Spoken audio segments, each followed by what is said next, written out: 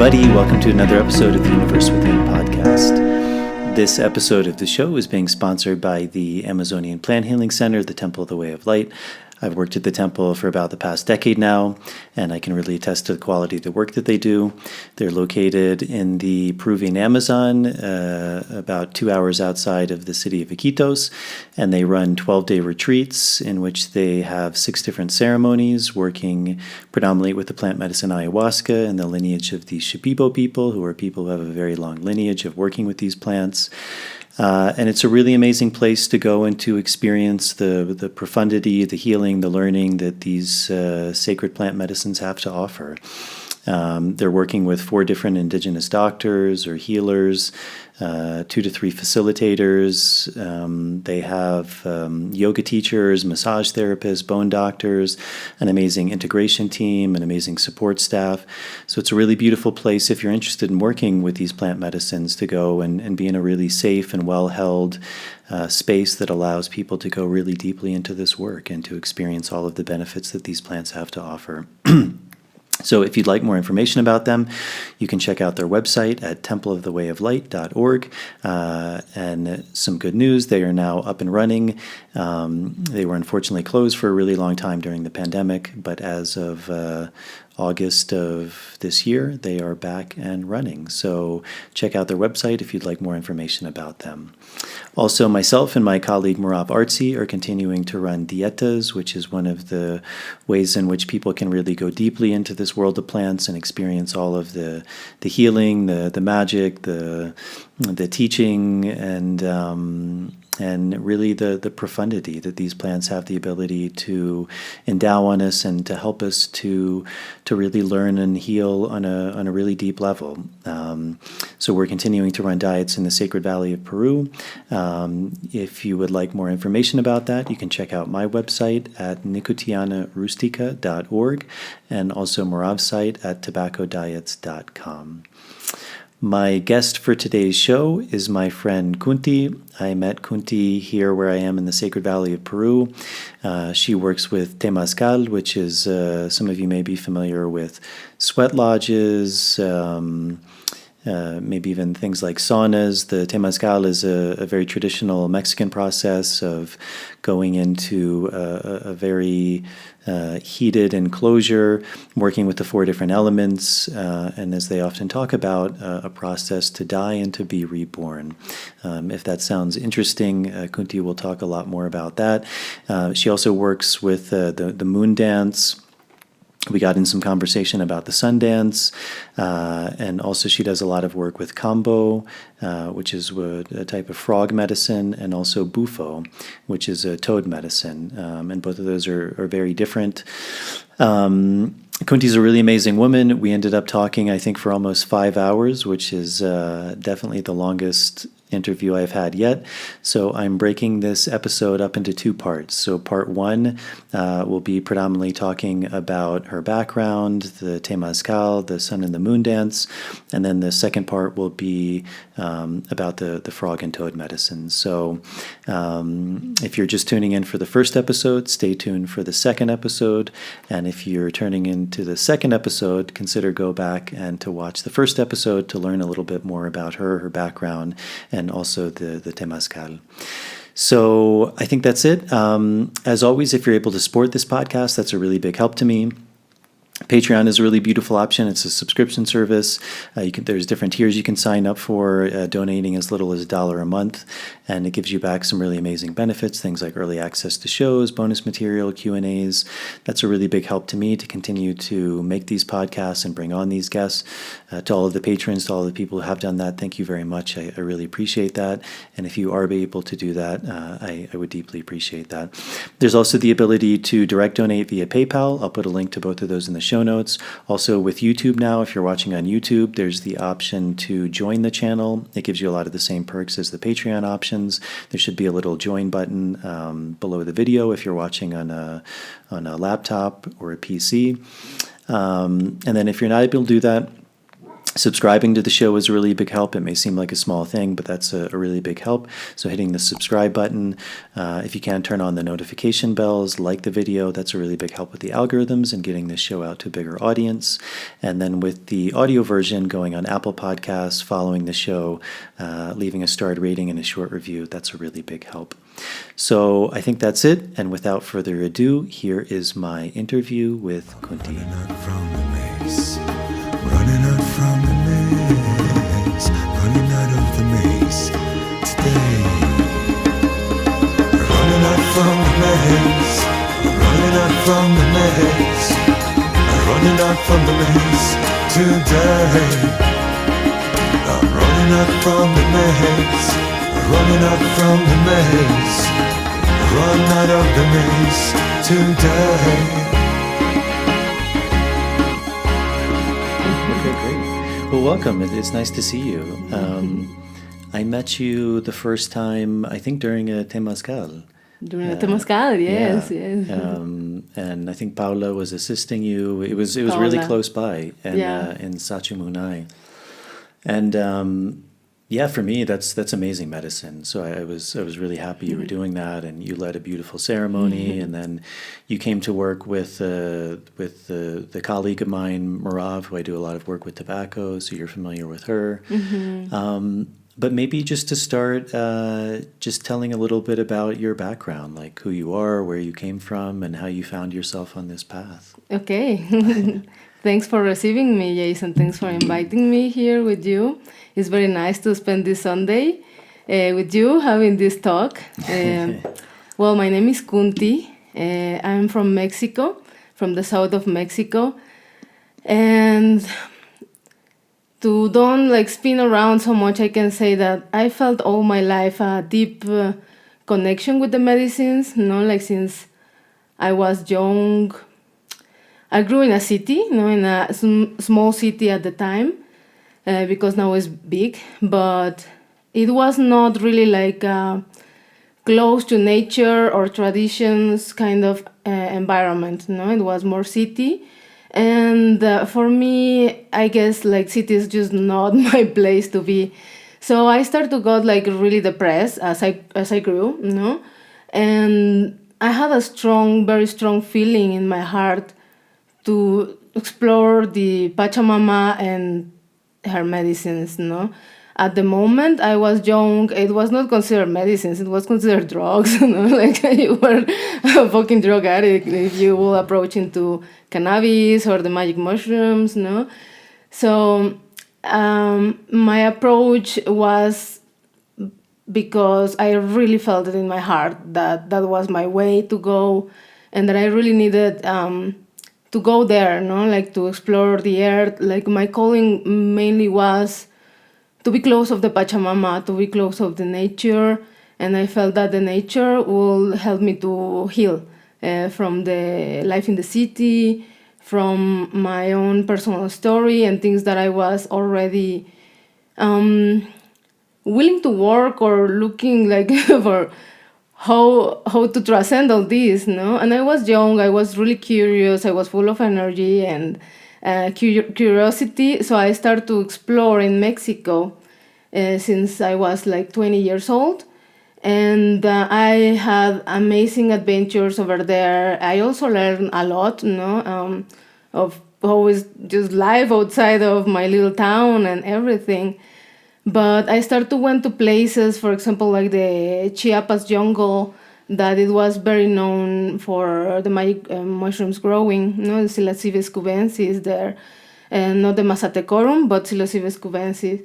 And it was very magical for me and profound, all this experience that I had by my own with the medicines there, approaching to them as the experience called me to, because, for example, I remember the first time that I arrived to Palenque, I just had this purpose, to go there, to be in the waterfalls, to wash myself there, and to eat some mushrooms.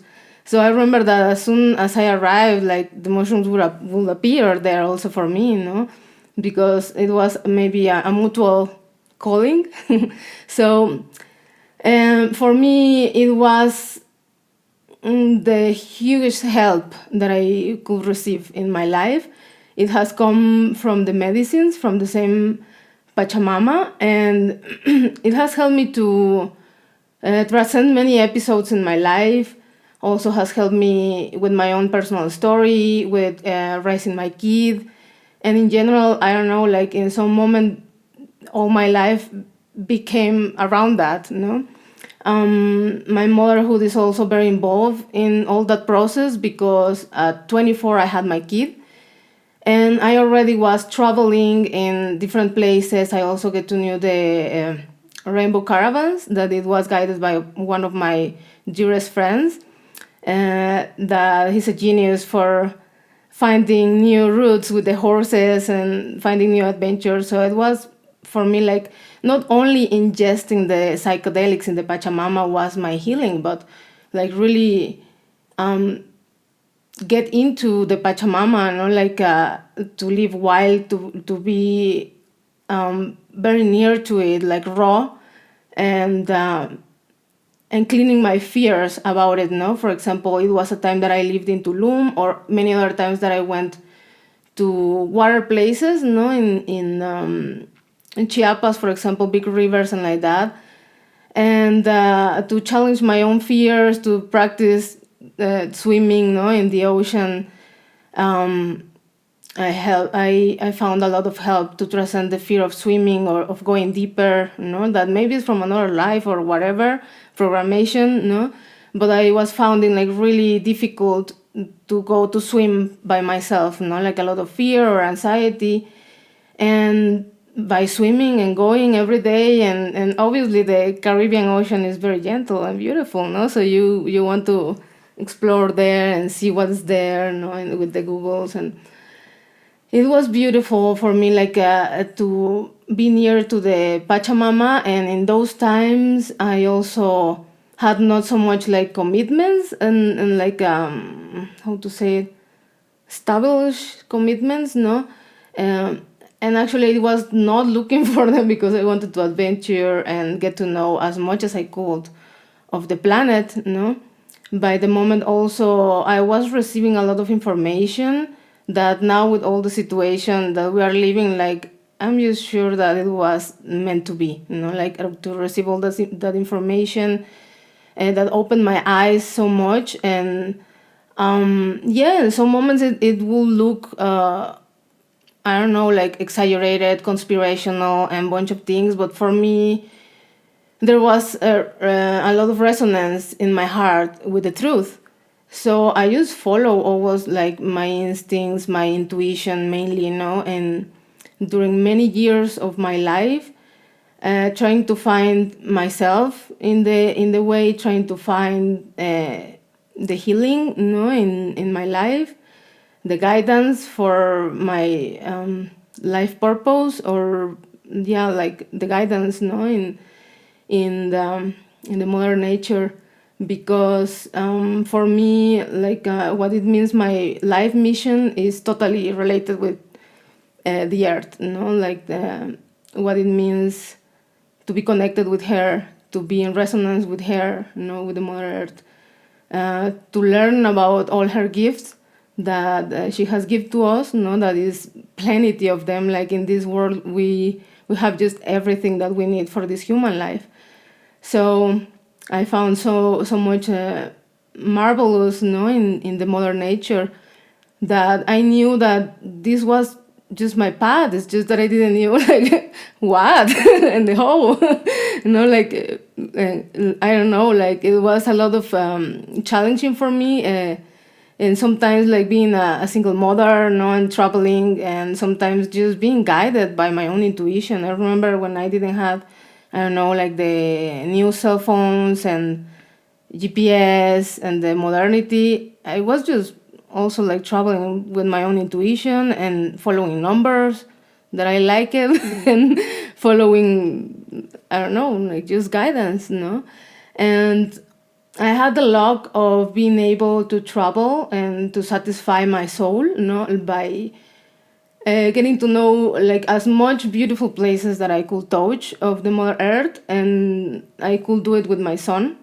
And I'm very happy that I could do it in the time that we did it, because like in these times it's difficult even to travel, like even to be going to I don't know, to a mall or to different things. There is a lot of restrictions, and in those times we were really free. And as I say, I didn't have a lot of commitments, or established things to hold on in my hometown or in any other place.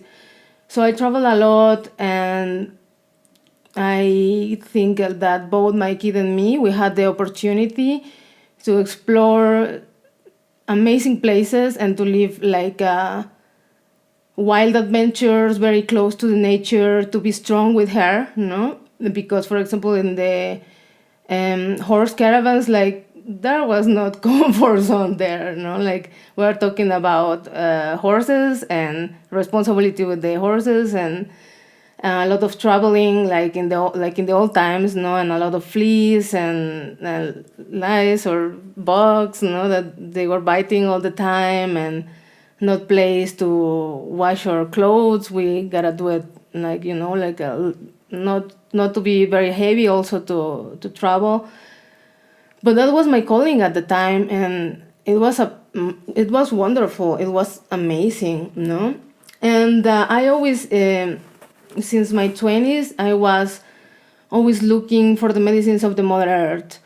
And as I say, like they have helped me so much, in my life, that I can say that I owe myself to all of them too. And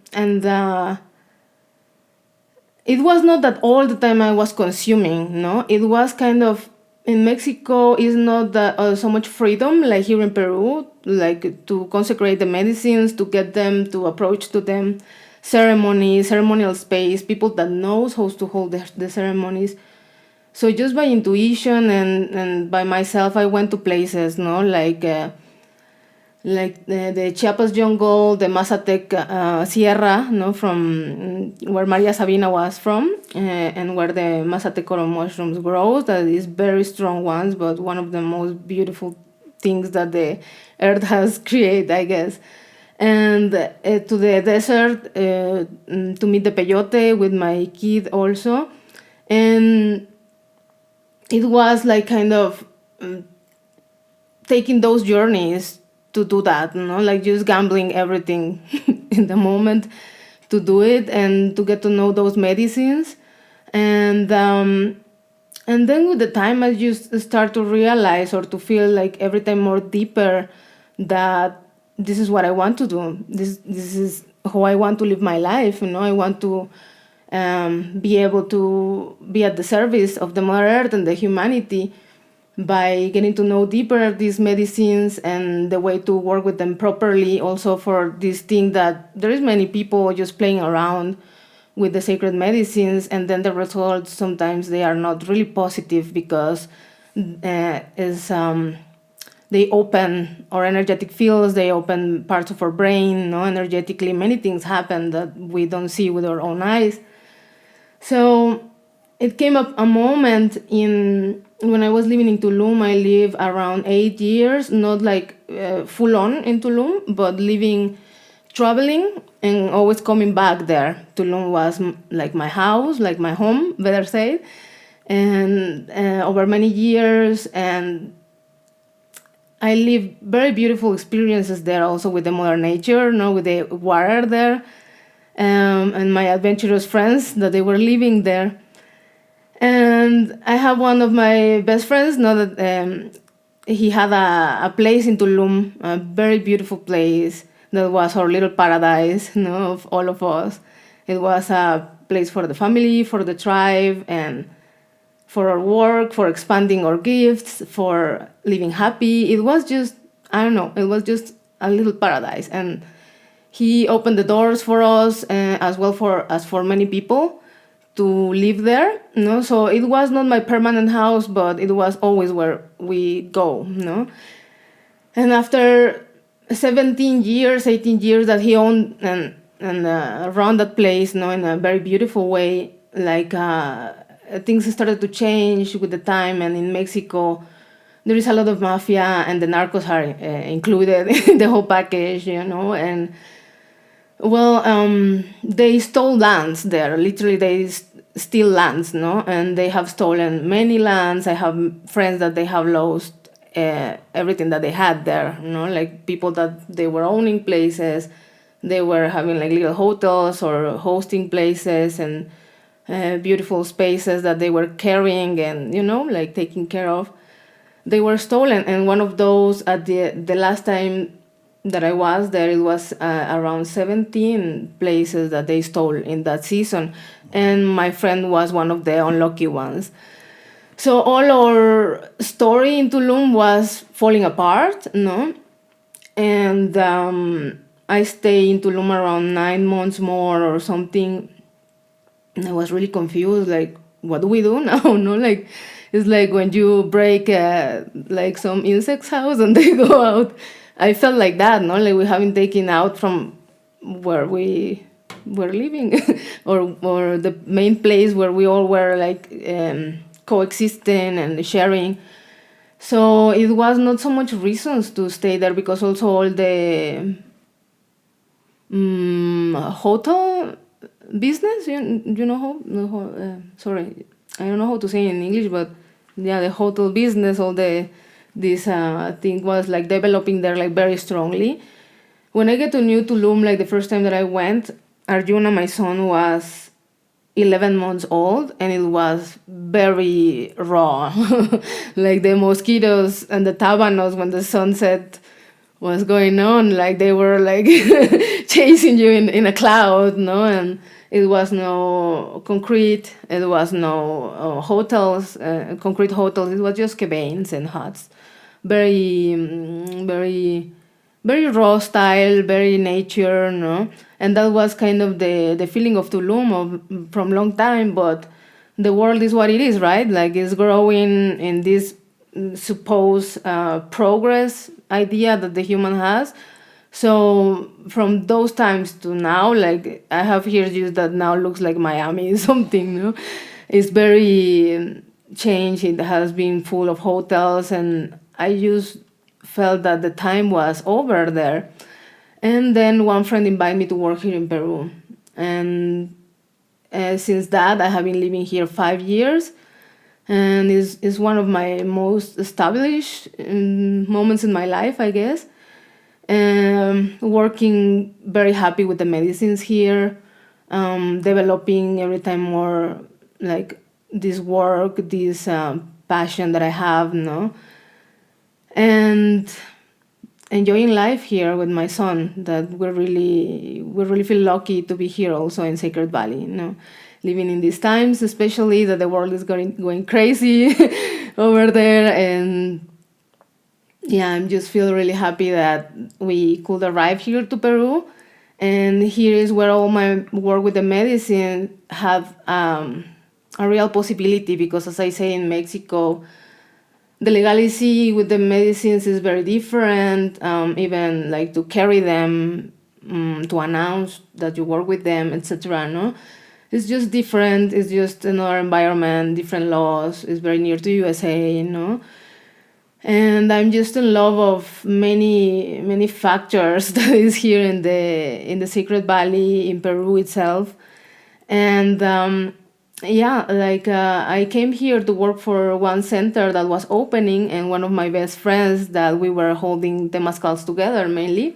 That was what I was mainly doing about medicine work in Mexico. Also assisting to a bunch of ceremonies, but I was mostly holding Temazcals. And this friend, she invited me to come with her and to open this center together, with another friend that she also came.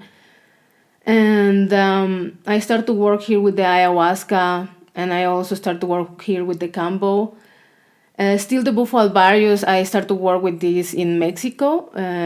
Around 8 years ago, I went to the Sonora desert. Also, like, pure intuition, just following my inner callings that for outside may look like just dementia, like totally dementia. So I remember that I had this calling to go to the desert. I didn't knew anything about the Buffo alvarius medicine, but one friend was starting to work with this beautiful medicine, so he shared that with us, with one friend that was living with me in Tulum at the time, and he started to talk about it, and I was like, no way, I'm not going to go anywhere from here. No, I was in front of the beach, Tulum, beautiful, everything. But I start to have this deeper calling, and it start to make me on where to sleep well and like that. So I start to research. In those times, honestly, the technology was not that accessible or advanced. So I had to go to a internet coffee place or something, to check online, because we were living like barely we had like electricity in Tulum at those times.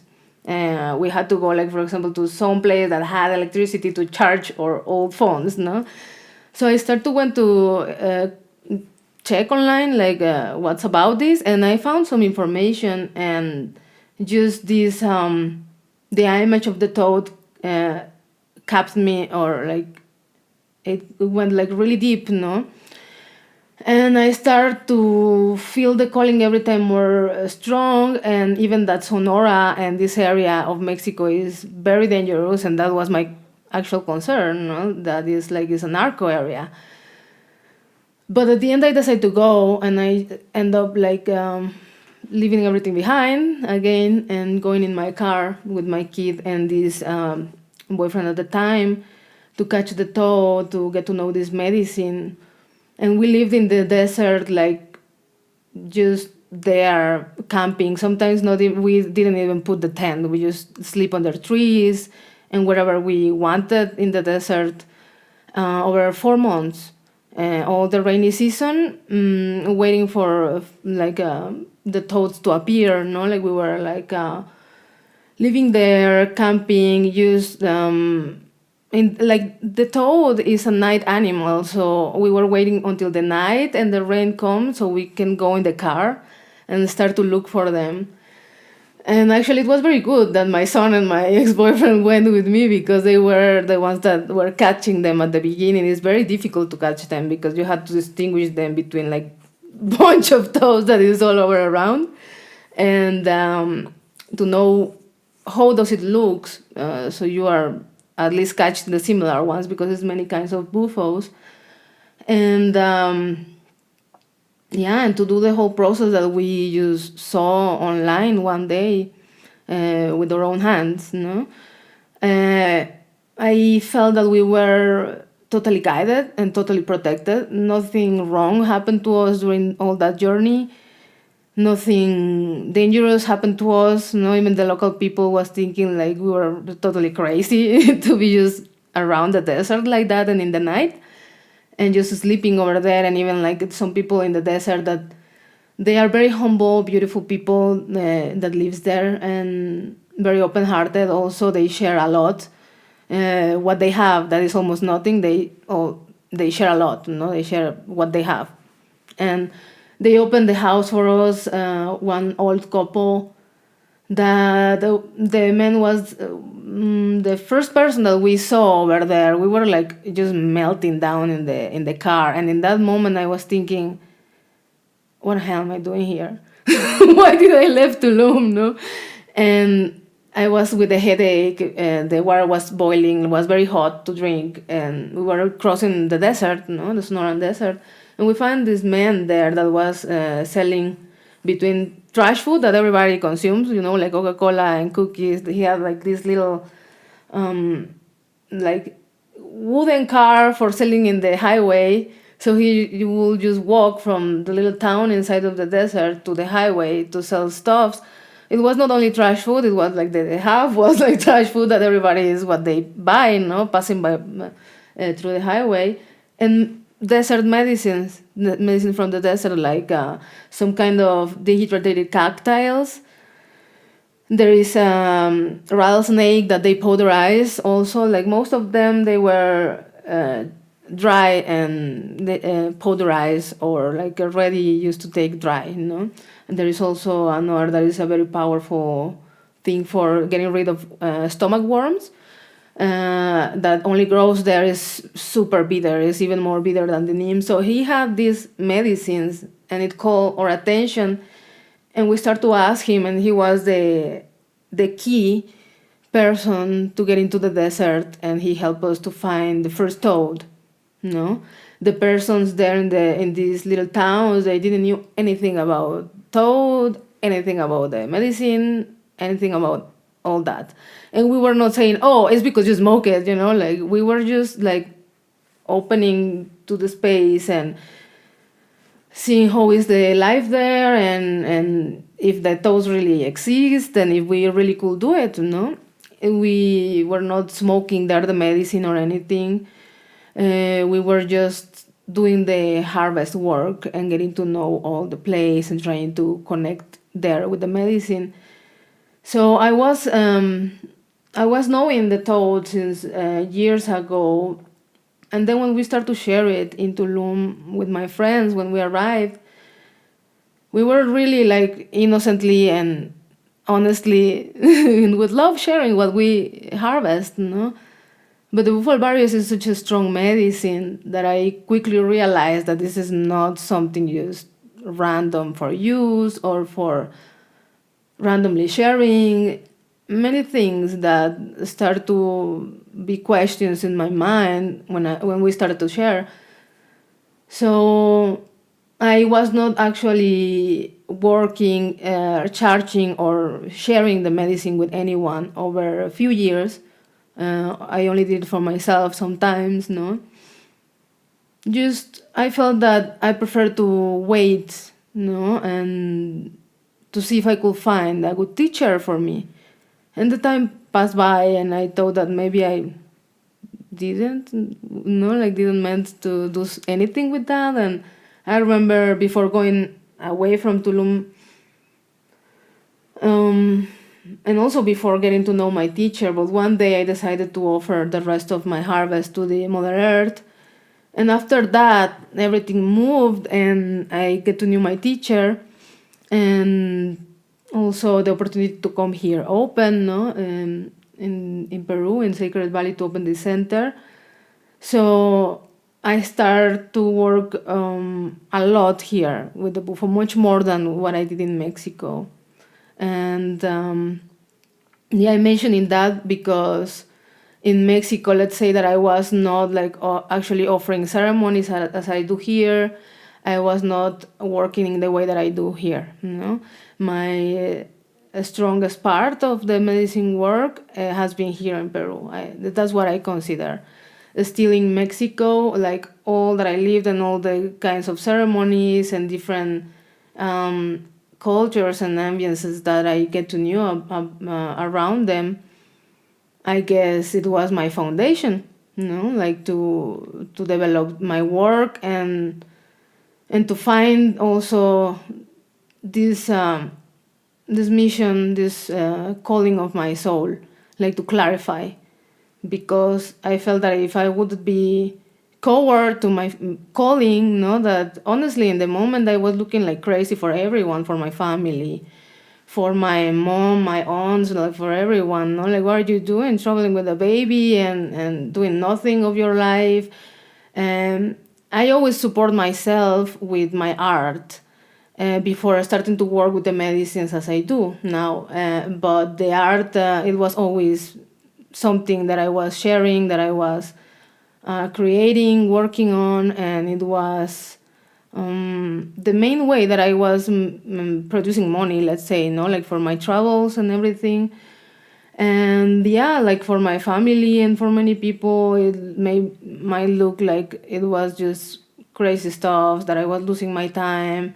But deep inside, I knew that I wasn't. I knew deep inside that I had a reason why to do that, and actually many reasons, why to follow my own path, why to risk myself as I did, let's say, and with my kid.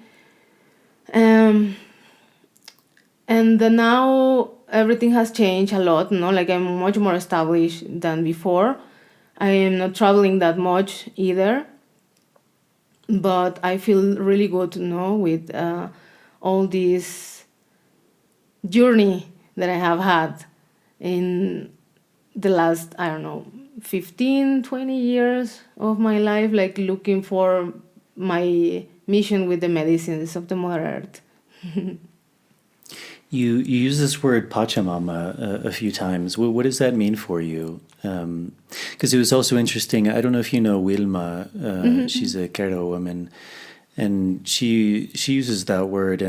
But I'd never heard it described when she said, because for her it wasn't just the earth and nature. It also had this element of time and space, which I found very fascinating too. Like almost like this ever eternal present moment of time and space was also included in that like cosmovision of that world, Pachamama. But because you used it a number of times, so obviously like it means something to you. Yeah, for me, it's not only the physical mother of our nature, is to call the spirit of the Mother Earth. And that's what I refer with that. No, it's also that I'm very used to use the word Pachamama because we're here in Peru, no.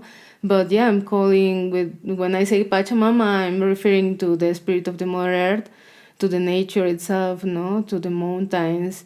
And as you say, like this is a dimension and time and space dimension that she allowed us to be inside, to grow in this, not only the planet, but this dimension that she is by herself, by itself. Yeah. Mexico is an interesting place because there still is a lot of medicine there, and I know you do a lot of work with Temazcal, and that really seems to be like a strong place of where that medicine really emerged from. And yet it's also medicine you find all over the world. I mean, I think people have been working with that idea of even just in a physical sense, like that healing through sweating. But the Temazcal seems to be beautiful because there seems to be a much deeper culture around it. Even this idea of like rebirth and all, taking into account all of the elements and prayer and singing. So, what was that journey like for you, finding Temazcal and then studying it and learning how to hold that space? Thank you for asking that, Jason. Well, Temazcal has been one of the main medicines in my life, and my first Temazcal was when my baby was 1 year and few months, and I was in Palenque jungle. I went back there with my son to have my first steps out of my hometown, like finally, looking for my own path. And in the place that I was staying with one of my friends that had a beautiful hostel at the time there, and I was painting his hostel. I was working with some painting.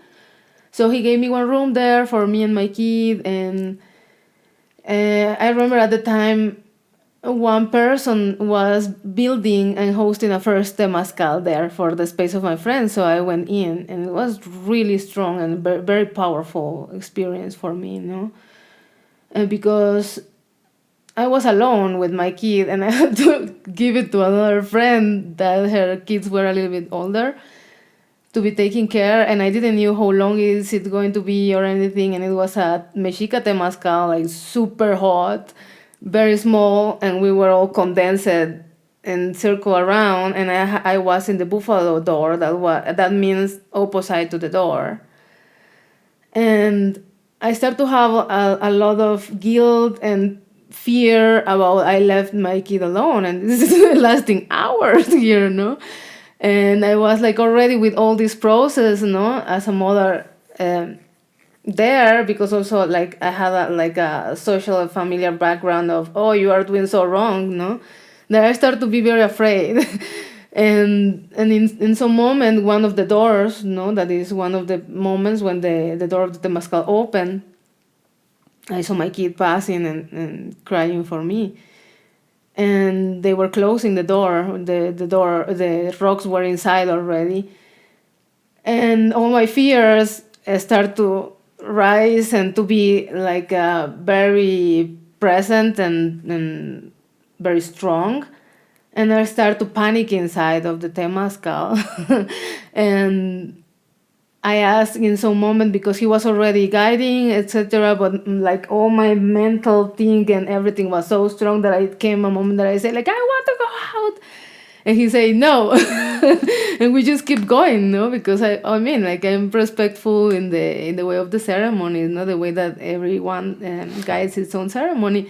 So I didn't say anything. Years after, when I found this person again, we talk about this first temazcal that I did with him, and I tell him this, and he say like, "Really? Did I told you that?" Because I don't used to say that to people. I always let them go out if it's too much for them, and for me it was definitely impossible to just escape, because I was opposite to the rocks, and nobody told me before that.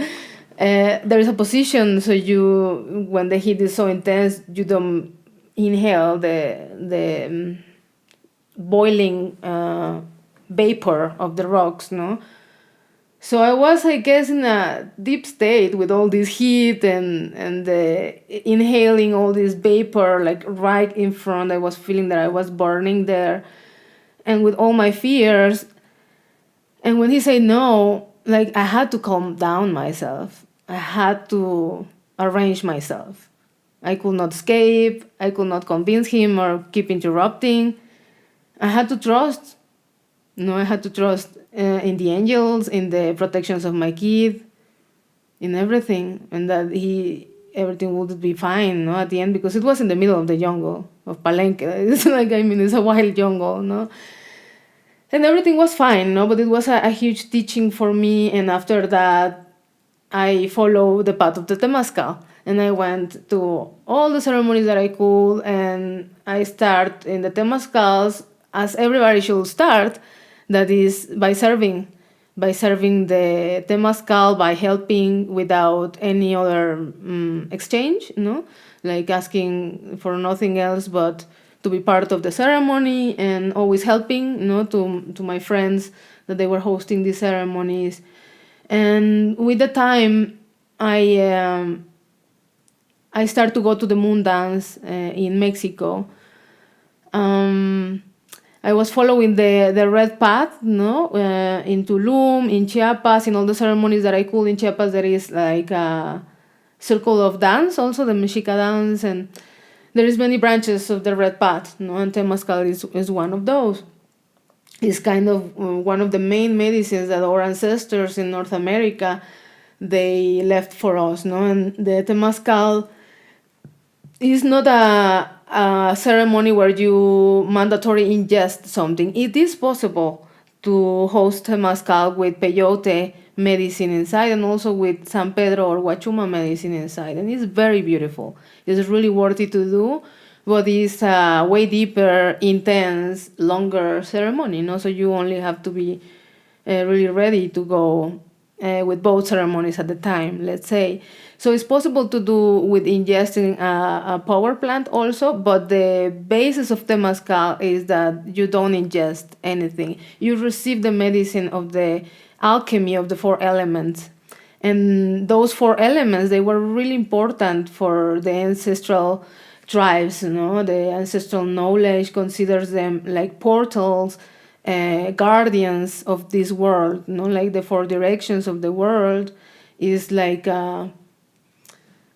it's a living spirit also, That's why in Mexico we have names for them, and we always call the permission and call for the opening of the ceremony to all these spirits, The 4 directions, and then the 3 dimensions that we call, That is the earth, the sky, and the heart, the human dimension of the heart, And this medicine is based in that 4 elements, in those 4 directions, in this primary medicine that is like basic in the earth.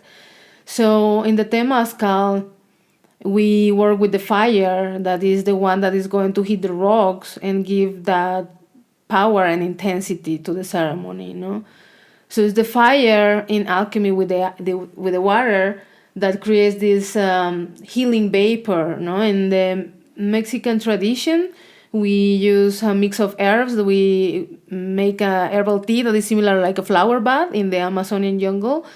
That is what we use for putting in the rocks. And in this herbal tea, we use herbs like eucalyptus, basil, ruda, that is a powerful cleansing. I always put some tobacco also because it's one of my main friends there also. But you can put different plants that you would like. When you know how to work with them, you can combine them. You can put lavender, rosemary also.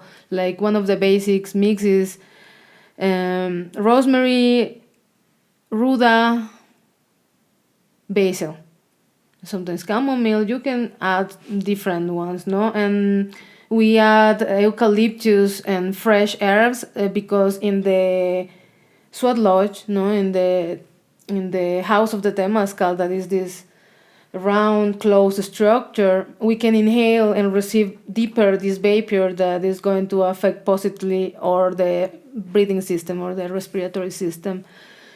And the science, let's say, behind this medicine is the use of the heat in combination of the darkness, like it's creating a hostile environment for the human being to have a catharsis. That's what happens inside of the Temazcal.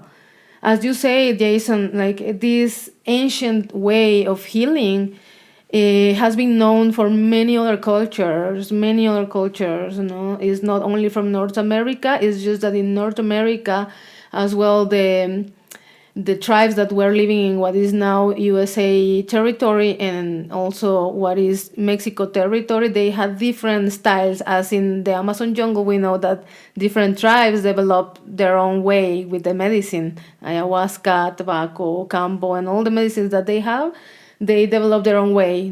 So it also happened in North America with the tribes. So they developed their own structure, shape of ceremony, their own rules, their own things, and they variate from one tribe to another, and essentially they are all the same. That is the consecration or the ceremony with the 4 elements of the earth. That is the Pachamama. That we get into the womb of the Pachamama, we receive the heat of the sacred fire, we receive the water that is going to go to the rocks and become into vapor. That in the Mexica language is called atlachinoli, is that word for that combination, that alchemy between the fire and the water and the rocks, because they are the ones that are containing the fire, right? And creates this vapor that goes inside of us, inside of our lungs, and it starts to be around and making us sweat. That is the medicine that we receive. But what it has, one of the main difference with the traditions that were developed in North America, I feel, because I don't know deeply other systems or ways that they have, like the Nordic people, they had the use of the sweat lodge, of course, and in many other places they were using this sweat house or this way of like make your body to sweat to heal different diseases. Even in cold places where you have access to glacier water, they were using this technique of going first into hot and then into cold and then into hot and then into cold, So it's an ancestral way that the human has, by just access to the nature and to heal itself. So one of the main differences with the tribes of the north of America and the north of Mexico is the shape of the ceremony. That is, we open with prayers, with asking permissions, with singings, with words to the spirits, with incenses, with copal. Here, of course, we use a lot of the Palo Santo also because we are in Peru, but in Mexico it's mainly copal, white copal, and some other herbs like the salvia and some other incenses that we have there. And we offer all these to the spirits of every direction in order that they allowed us to open a ceremony and to have a healing space.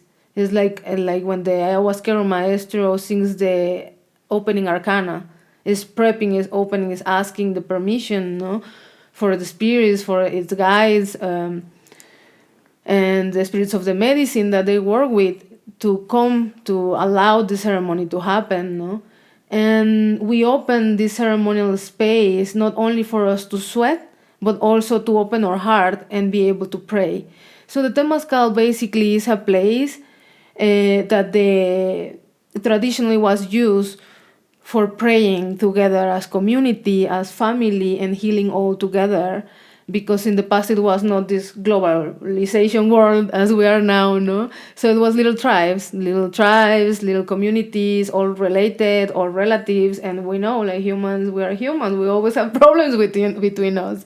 In families, in communities, there's always something to resolve. So this was the way that the ancient people, they were gathering together to resolve their own issues. Also the prayer with the tobacco in the Temazcal, and for the tribes of Mexico and North America and also north of Canada,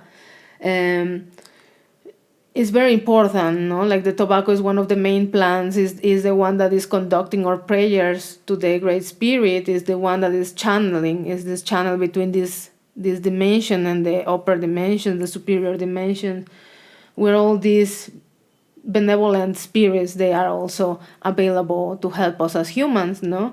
So as you know, because you are tabaquero, like the tobacco is the channel so we can communicate and ask for the healing that we need, to give thanks, of course, no? So in the Temazcal, it's not that we smoke inside. It's possible sometimes in big ceremonies like the moon dance, we have smoke, the chanupa inside, no? We have smoke in a ceremonial way. But usually it's outside of the ceremony. When you use the tobacco, it's also the offering for the fire, no? And in this way, for example, one thing that it has like a lot of magic for me, like in my personal point of view about the Temazcal, is that it calls this ancient memory inside of us. So it doesn't matter that you have never gone to a Temazcal. Doesn't matter if you are from, I don't know, China or Europe, USA or Canada or Mexico itself. But I have seen, or at least in most of my ceremonies, when this ceremonial space is open, the persons open their heart with much more easiness, no, to express what they came for to the ceremony. Sometimes it's deep healing, sometimes it's guidance, sometimes it's for familiars, whatever it is, no. But sometimes it's very difficult for us as humans to open and say these things, and But then when we are in these ceremonies and we are all together for that, no, and I always start giving the example, opening the prayers, giving like kind of an idea of how to start, no, how to say what you are here to express for. And always the prayers are really beautiful, are really honest. I feel that everyone connects with themselves in a very unique way, like I feel that it's our ancestral memory about these tribal moments, these tribal ceremonies, and it's a space for that, it's not only a space for sweating, it's a space for healing, not only the physical body, but also for healing our spirit and our soul. And as I said, in Mexico, it was used more between, like, in a community, between people that they know each other, that they are related between themselves by blood lineage, by community, so in this way they were able, through the using of the sacred tobacco, for example, to resolve their issues between them, their problems, the community problems, the problems between families, and to sweat their demons there, like that's what we do. Like we sweat there our toxins or fears or anxieties, emotions, like a lot of what happens in a Temazcal is an emotional level also. And that's why sometimes there is people crying a lot, because things open things open, and the healing also is occurring in those moments of darkness and suffocation, because it's like, I mean, like, not all the temazcals are the same, no, like in the way that sometimes it's more hot than other times, as every ceremony is different every time. But yes, it's a place where the external conditions drops the human to a cathartic state, so we can heal ourselves from those, no, like some people cry, some people may scream, some people works a lot with the claustrophobic feeling inside of the temazcal, with all traumas, no, and also many people also use it for praying for other people, no, for finding this space, like other people goes to the church and prays for the sick ones, etc. Like there is people that also uses this space kind of for sending good energy to people that they are in need. So those are some of the main characteristics of the temazcals that I have known. No, that is mostly North American style, being Mexica. That is the kind of temazcal that I hold. No, because I'm from Mexico. Obviously, I have studied there, and I have gone also to different other ceremonies of temazcal, like Lakota and Dakota, and other variants that in Mexico coexist. And for me, it has always been like a beautiful medicine that also doesn't involve the psychedelic part, no, of ingesting something, which for me is great, because sometimes we as humans, we create some dependence, no, on the substances, external substances, and sometimes we need to connect with ourselves only to go deeper in our own darkness, or in this state of connection with ourselves, to find the answers also, no. And I mean that is healthy in the way that it shows us that not only by ingesting and envisioning and having all this psychedelic process, we can also find the answers, we can also find healing, we can also contact with ourselves and with the superior dimensions, that is the ones that assists us in any process in our life, no? And actually they are always available there for us. We can just pray and connect with that any time on the day. It's just that for the way that we have been programmed and raised, no, and this society, we are not that used to do it anymore, to be in that connection. So in these places, like in the darkness and uncomfort of the temazcal, sometimes it forces us to go deeper, no, to connect there, to apply the prayer and trust in the Great Spirit, or whatever that is there holding your hand or holding your energy. You know, like sometimes the temazcal is so hot that you feel that you are really dying there. And that's why it's calling a ceremony of rebirthing, you know. And we call the shape of the temazcal, that is round like an igloo, we call it the womb of the Mother Earth. So she's receiving us back in the womb, so we can purify, heal, sweat, cry, pray, and then go out and also reflect. That is a very important part of the temazcal, that we have the opportunity of introspection, of reflection, of our own behaviors, our own problems, no? And that is the main essence of that ceremony. That's what I feel, no? Like it's very ancestral, is written in our DNA somehow also, this way of gather together and sweat together, no? And more in the places where it's cold, maybe they don't have the same structure, no, than Mexicas, Lakotas, Dakotas, but in many other places in the world, the sweat house has been a very important place, no, and more where it's very cold weathers, when the people don't usually sweat, no, like you really need to have the sweat house so you can detox, and these toxins can go out of your body. So I think that is something that has been walking with the human being as well as the tobacco, no, for a long time. Yeah, beautiful. I'm going to lower this a little bit because I'm starting to feel like I'm in a Temazcal. I bet. I'm happy I'm not there. Yeah, there we go. Yeah. Yeah, beautiful. It's one of the things that I've been really fascinated with with the Temazcal, because even when I started, like, I definitely saw it much more as a physical cleanse. Like, even in the U.S., I used to love going to like bathhouses, like Russian or Turkish bathhouses, and sweating and, going in the ice pool. Like, I would always emerge and just feel amazing. And so when I started Temazcal, it kind of seemed like a natural extension of that. But what I quickly realized is that in the bathhouse or the sauna, it's like when things start to get intense, I can just open the door and go out.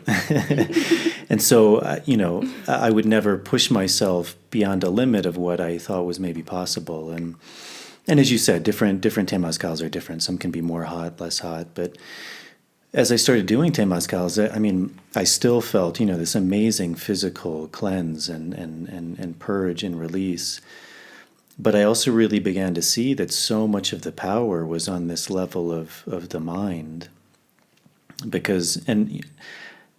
I'm sure I'm not unique in this, even just talking to other people. You often hear similar experiences, like people are like, I can't do this, it's too much, how do I escape? You start looking around, where's the door? You start like planning your escape route, like, how do I step over this person?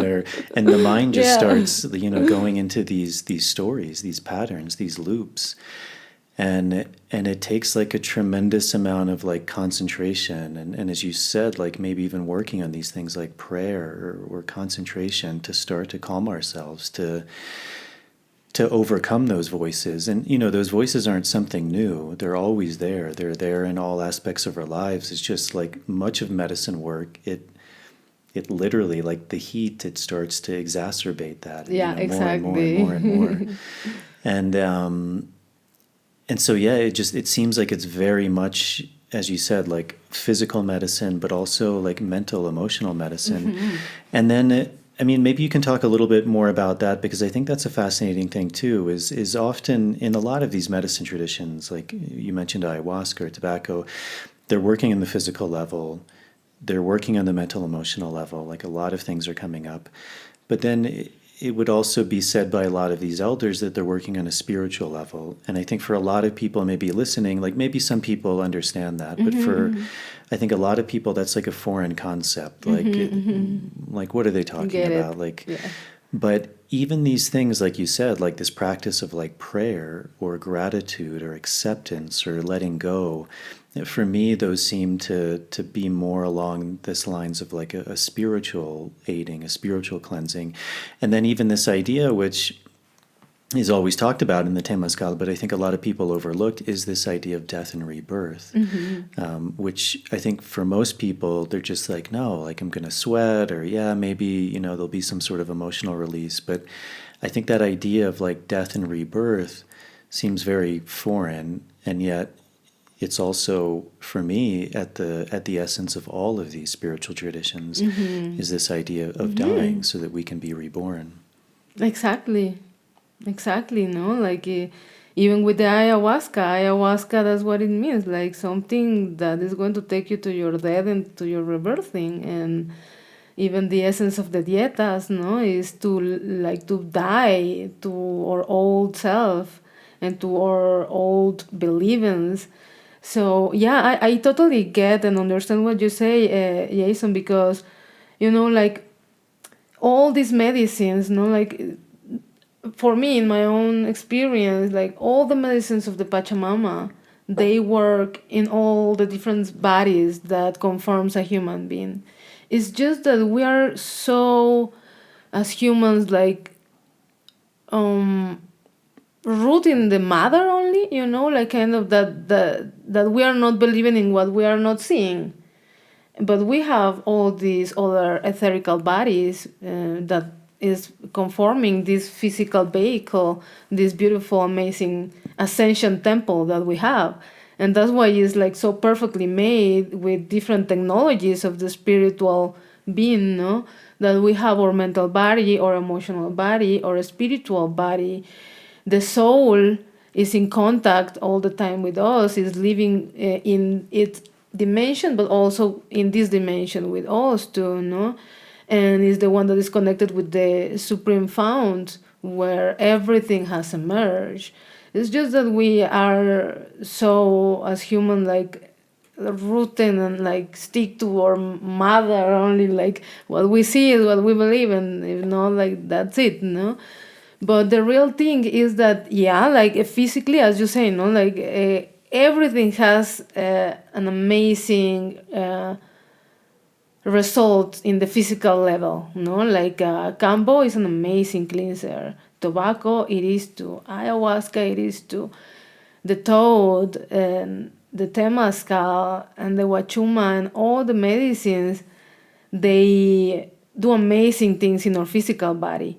But they also work in all the different bodies. That's why we have many kind of different processes. Sometimes, like, you drink Wachuma and it's not merely a purgative medicine, but you purge a bunch of stuff because the medicine found them that it needs to be clean, no? And drop them out, and makes you feel sick until you purge all that, and then you can access to other part of the medicine, another part of yourself also, no? But yeah, there is a not only the physical level why these ceremonies are made of, but it's in the ancestrality, it was more considered the holistic essence of the human being, no? Not only considering our physical body. Actually, the Kambo, for example, is used for cleaning what they call in the Amazonian tribes panema. That the panema is what is the word for describing negative energy in whatever its form, you know? Like if we just polarize things, there is positive and negative can be whatever that is blocking your path, whatever that is not going right, problems with your family, with your kids, with your parents, with your relatives, your brothers and sisters, your couple, and your work, in your abundance, no, in your wealth, in your health. All that is considered problems that is not only coming from the physical part, no, they are coming usually from the emotional part, from our spirit, sometimes that has been blocked, no, like sometimes even like that blockage from not being able to access to our superior being causes a lot of things in our lives that they are like kind of not going right, because we need to align with that, no, we need to align, we need to get into synchrony with these higher energies, that they are, as I said, accessible for us all the time, because we are that also. So yeah, like for example, as you were mentioning that in the saunas or the Turkish or Russian bath, no, like we can open the door by ourselves and until we feel that that's enough, no. And with the Temazcal, sometimes it's very challenging, no? Like as I say, that we mentioned already, like not all the Temazcals are like hell inside where you're burning. Some of them, I have been even in a very cold Temazcal where it started to rain and it was way more cold and hot inside over in Mexico City long ago after a moon dance, no? And it was a huge medicine also. We had to stand there by ourselves, all the red pad people that we were there, breaking our expectations of having a really hot Temazcal. It's like, no, it's leaking all inside. It's making us really cold. And we're here inside and we're not going to just finish or feeling that it's not working. Actually, this is our work. That's what we felt in that moment, no? So it has this part of challenging ourselves, or like getting into a limit, no, of our capacity, of our physical capacity. That is what creates an emotional catharsis, sometimes physical. Sometimes people has threw up after the Temazcal because energy has moved and depuration has happened, and sometimes the purge is the way to let it go. And yeah, like it happens to me sometimes that it's so hot that I just want to run away, that my mind starts to work in how can I escape to this, no? And more if I'm not guiding the Temazcal, because I'm receiving also, and you get into this healing space. My last Temazcal with a person that hold it, no, and I just received the medicine, was with an Otomi brother from Mexico that he came recently here, and they were sharing the Temazcal, so I obviously went, no, to receive their medicine and to support the work of these beautiful people that was coming. And the energy of this man is like very beautiful, very soft, no? And the Temazcal was so strong that I was literally feeling like I was a witch in the fire, no? Like it was super strong. I was dying there one more time, no? Like dying there. It was very challenging. I wanted to escape down from the Temazcal, and it was beautiful to feel that again, because every time that we go to this breaking point, to this limit, also things changes inside of us, no? As you say, sometimes like it's the mind, and these patterns and loops of the mind, they are always there. That's why they are fucking ruining our lives all the time. It's just that we are used to them, we are used to have them all the time. It's the voices, they are always there. It's just that when it comes to these states of deep heat, like intense heat, the moments like what the medicine does, when the Kambo comes and makes you feel like you are dying, like so awkward, like you are all poisoned there of the frog, all these things starts to kind of like to bubble up, like to bubble, to boil up, and to make us feel like more crazy in that moment. And there is the chance to let them go. There is the chance to observe ourselves, to realize what's behind all this anxiety, madness that I'm feeling. We usually don't die in the Temazcal, literally, like physically, no? But the mind passes through a lot of stages of dying there, and thinks that it's going to die, and hates the moment, and hates that heat, and hates the Temazcalero guiding and thinking, and hates the other people praying, because it's so challenging. But there is the opportunity. There is what is the opportunity for us to observe ourselves, observe our own thoughts. For example, there's moments that like we are inside of the door of the Temazcal. That is doors. I'm going to explain it for the people that they don't know. Is that the Temazcal is divided in 4 parts inside of the Temazcal, and these 4 parts, they are related with the 4 elements and with the 4 directions of the world. And between each one, we open the door so we can breathe a little bit, and then more hot stones are coming in, so the hot goes increasing level by level, so it's 4 levels, and it goes increasing, and it goes taking us like deeper and challenging us way more. You can start with 7, 9, or 13, and then increase the same amount each door, so it's going to increase a lot the heat. And sometimes in the doors, like it's really challenging when we are sharing the word, when we are allowing everyone to express themselves and pray and express themselves. And some people takes more than others, and some people has more to say than others, and some people has more emotionally movement when they are praying than others. And sometimes we are so hot there, we are so awkward that we are just like wishing that it's finished, like shut up. Like all these things that occurs in our mind is very worthy to watch, to observe. And in that way is how we can get to know better how this mind is working and what can we do with that. For example, the fact of not having this opportunity of being out just whenever you want, opening your door, that you have to ask to somebody, and sometimes they say no. there is different levels of strict, of the ceremonies of Temazcal. In my own way, I try to don't be so strict because I always attending like new people, But for example, in the traditions in Mexico, there is very strict ways where like it's just not allowed that anyone puts any step in like outside of the Temazcal ones that you have inside. And many things that is kind of like becomes like more challenging, like in some Temazcals you cannot drink any water in between. In others we give some water at the last door or at the middle so that people can recover a little bit, because also the other thing is that the excess of the heat, it produces a headache for the dehydration, and also the part of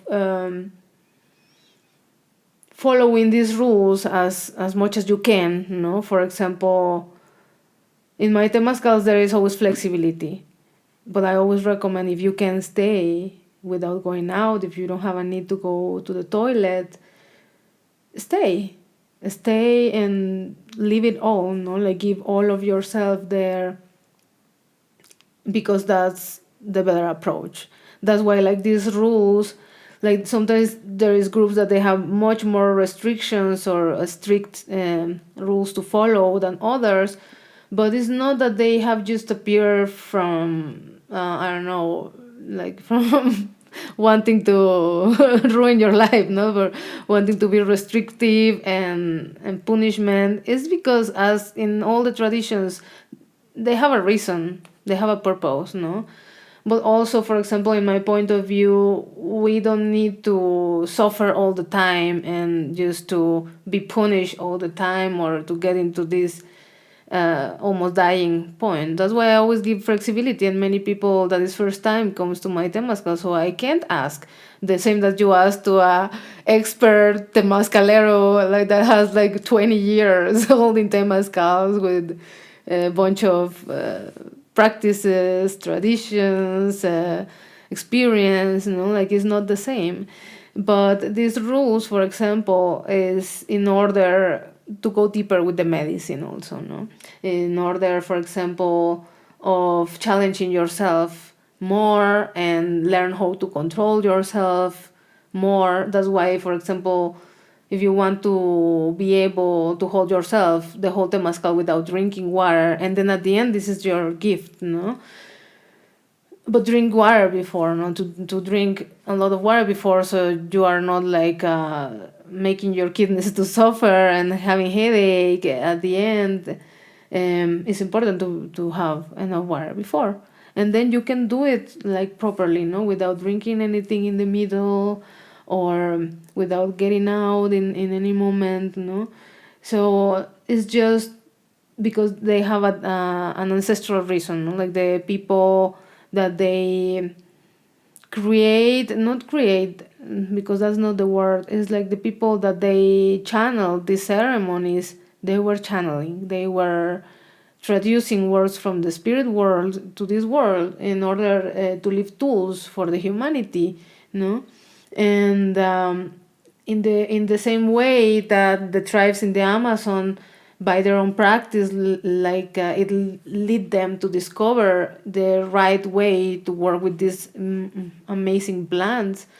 They were finding the best way to work with these shapes. So in the Temazcal ceremonies, every detail is very important. Like the way that you shape the things, the way that the Temazcal is built, the upper star that has the shape of the Temazcal, that is conformed by all the sticks, coming in together in the middle, to salutate the directions in the right direction where the sun is coming up and down, and all these details has a reason.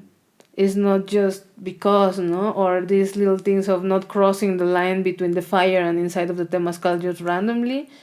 Only the fireman, that is the one that is in charge of attending the fire, that is one of the main spirits of the ceremony, can do that, of be crossing, because it's already on the service, of this sacred fire, and is already in connection. Its prayers or his prayers of the firemen are already connected since before the ceremony starts, since before the people starts to get into the Temazcal and everything. The person that is managing the fire is already connected through the prayers with the tobacco, for example, to the fire, no? And is the only one that can cross. And other people we advertise or like let know to don't do it, because there is like an open channel already between the fire and the womb, no? And this, maybe we don't see it, but energetically the ceremony has been open. The ceremony with the fire, like the turning on the fire and the setting on of the Temazcal, has started. So it's an open channel of energy, and in this channel of energy is where the purification of our energies occurs. That's why being crossing these lines that they don't exist to our eyes, like for example, they are very important, because sometimes we can cross with those energies of depuration.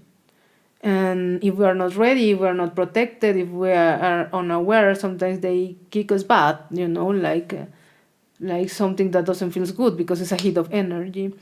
And yeah, I just wanted to mention that, that there is a lot of little things that we follow in this kind of ceremonies, that they have a purpose, that they have a purpose. We can modify and be flexible also, according to these new times, that we live, but just to know that they are coming from the ancestral knowledge that they gave them to us in this way. It doesn't mean that like you cannot touch anything of that, but just to know that it's just not coming from nowhere or from somebody that say like, oh no, I wanted this way. It has been instructions that they received. For example, there is the legend of the white buffalo woman, no? So these people or ancestors, they were really in connection with other dimensions of the spiritual worlds that coexist in this earth, no? So of course that they were receiving the instructions, and that is the heritage that we have received. That is the precious gift that we have received from them, because honestly, in these times, we're not that connected as our ancestors were. No, they were full-on channels. Like the people in the jungle discover how to work with these sacred medicines that they are so complex. That was pure canalization, like pure channeling of other spirits in the nature, other wisers and guidance spirits that they were helping the humanity. And through dreams, through different messages, through their own connection, they were way more open to receive them. But now in these times, we have lost a lot of this connection, like with the modernization of the man, we are losing it more and more. And just I wanted to say this to remind that all that our ancestors and the persons that they left this knowledge for us, it was for a reason. It was just not randomly or whatever thing.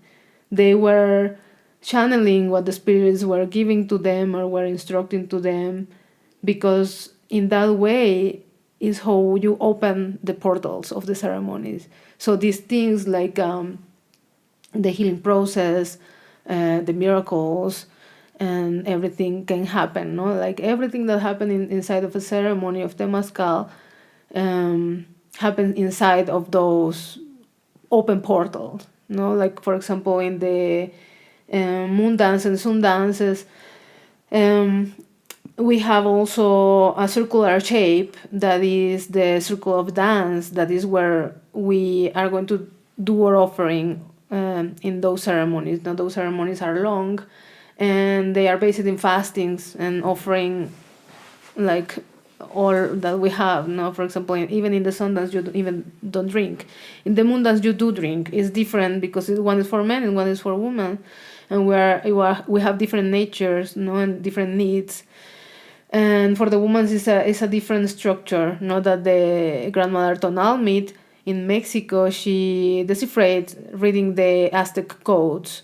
So she found, like more than 30 or 35 years ago, that there was some hidden information, because like that the world was kind of suppressed of the feminine energy, so the patriarchal energy could set up, no?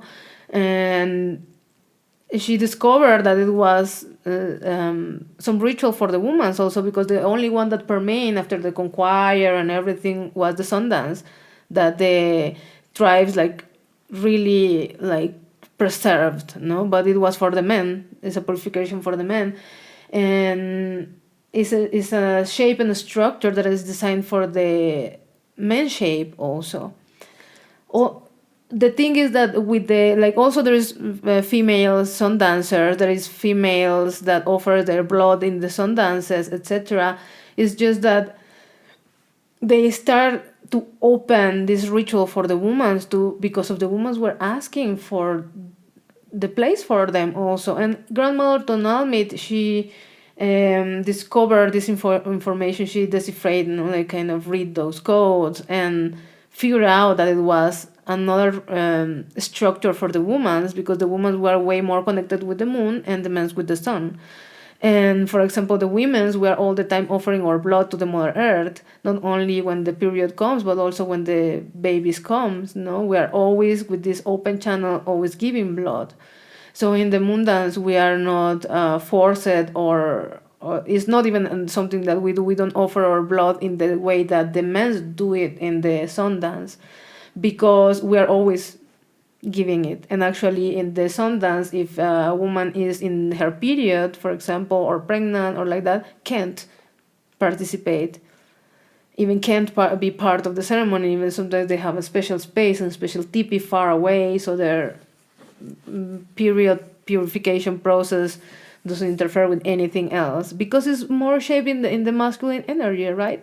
But in the moon dance, we have the structure that is for a woman, and we are provided with liquids that we need. Like some women are pregnant, some mothers are breastfeeding, and they can eat. The breastfeeding women, they can eat. The ones that we are not breastfeeding or anything, we gotta follow the rules. We gotta follow the structure, but it's way more flexible and according to the needs of the physical body of a woman. And in these ceremonies, both works with the shape of the circle. So the ritual itself occurs inside of a circle that has 4 doors, as well as the Temazcal. It has 4 directions, and it's the same. It's the same 4 directions and 4 elements that is according to each direction of the world, with their proper guardians, the name of the guardians. They are the ones that they are containing that ceremony. Also, for this kind of bigger ceremonies in the red path, you invocate and offer prayers, singings, like words, incenses, and tobacco to each one of these spirits, to allow you to have this ceremony, to allow you to have your own process there, to allow for the spirits of the space, for example, to allow us to have that ceremony there. So this is, for me, one of the most important parts, that in these shapes and ways of the ceremony, we are assisted by superior spirits or other spirits, that they are guardians of those directions of the world, that they are guiding, that they are protecting the space also. And some other spirits also come. Like it's totally a opening of portals, as well as what happens when we drink medicine and these doors open in our brain. Is similar to what happens, when we open for the directions, for the energies that holds those ceremonies. That's what happens, that these portals opens and allows that many things in the energetic field moves and occurs inside and outside of ourselves. There is sometimes in the moon dance that, for example, like our circle of dance in every sun or moon dance is our protected space, because the portals of the ceremony and the portals to all the worlds and the dimensions are open in that moment. And the safer space is the one that you prayed and everything, that is the circle of dance. And sometimes in the moon dance, like you can really see during the night the shapes of other spirits outside of the circle, that they have come to the ceremony. Some of them, they just come to receive the energy. Some of them may like don't have like such cool intentions, but that's why we use the protections and the prayers. And that's why, for example, like in every door of these ceremonies, there is a person with the smudger, the copal is guardians for every door. So the inside of the circle is where all the energetic work is happening, but the portal is open, so outside many other energies, positive or negative, they can approach.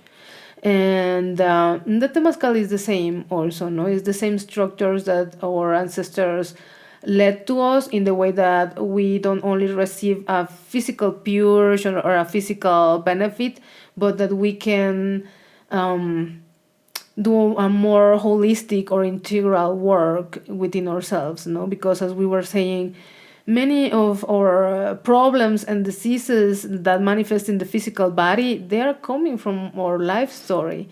You know, they are our wounds of the past. They are our pain. They are our unresolved issues. They are the abandonment of our parents, or many other things, no? And it's not like, for example, that cancer is not only a bunch of cells that didn't know what to do themselves and create just a bowl, no? It's a bunch of emotions. It's a bunch of history. It's a bunch of repetition patterns of thoughts and feeling bad and feeling unworthy and horrible that has been accumulated until we have it in the physical body. And why do we have it in the physical body? Because we could not realize before. Because as you say, like, we are used to live in this like pool of thinkings, no, and swimming in bunch of thinkings, and sometimes we don't even like choose what to think. We just let them be there, and many of them, the unhealthy ones, they are coming from the voices of the people that raised us, the school, the system, the television, the programmation that we receive, no? And we know that the emotional and mental field is the source of our physical illness, no? So all the medicine that we know from the Mother Earth works in all those levels. It doesn't work only in the physical level. It works in ourselves as an integral being, no? That's why, for example, Kambo can help you with many things. It will not help you with the same that for you than the same for me, because it's going to find different things in our bodies that it has to go and help or fix, no? And the same, like, for example, I always say that the medicines of the Mother Earth, they have an amplitude spectrum of work. So you can heal different things with only one plant. No, like the dieta, something like, oh, but why are you giving me the same dieta that he has cancer, I have other thing, no? It's because they also work for that. They also help you with that, no? They have an amplitude spectrum that can be helpful in many ways for us, no? Like some of them, they work in the dream field, in the subconscious field.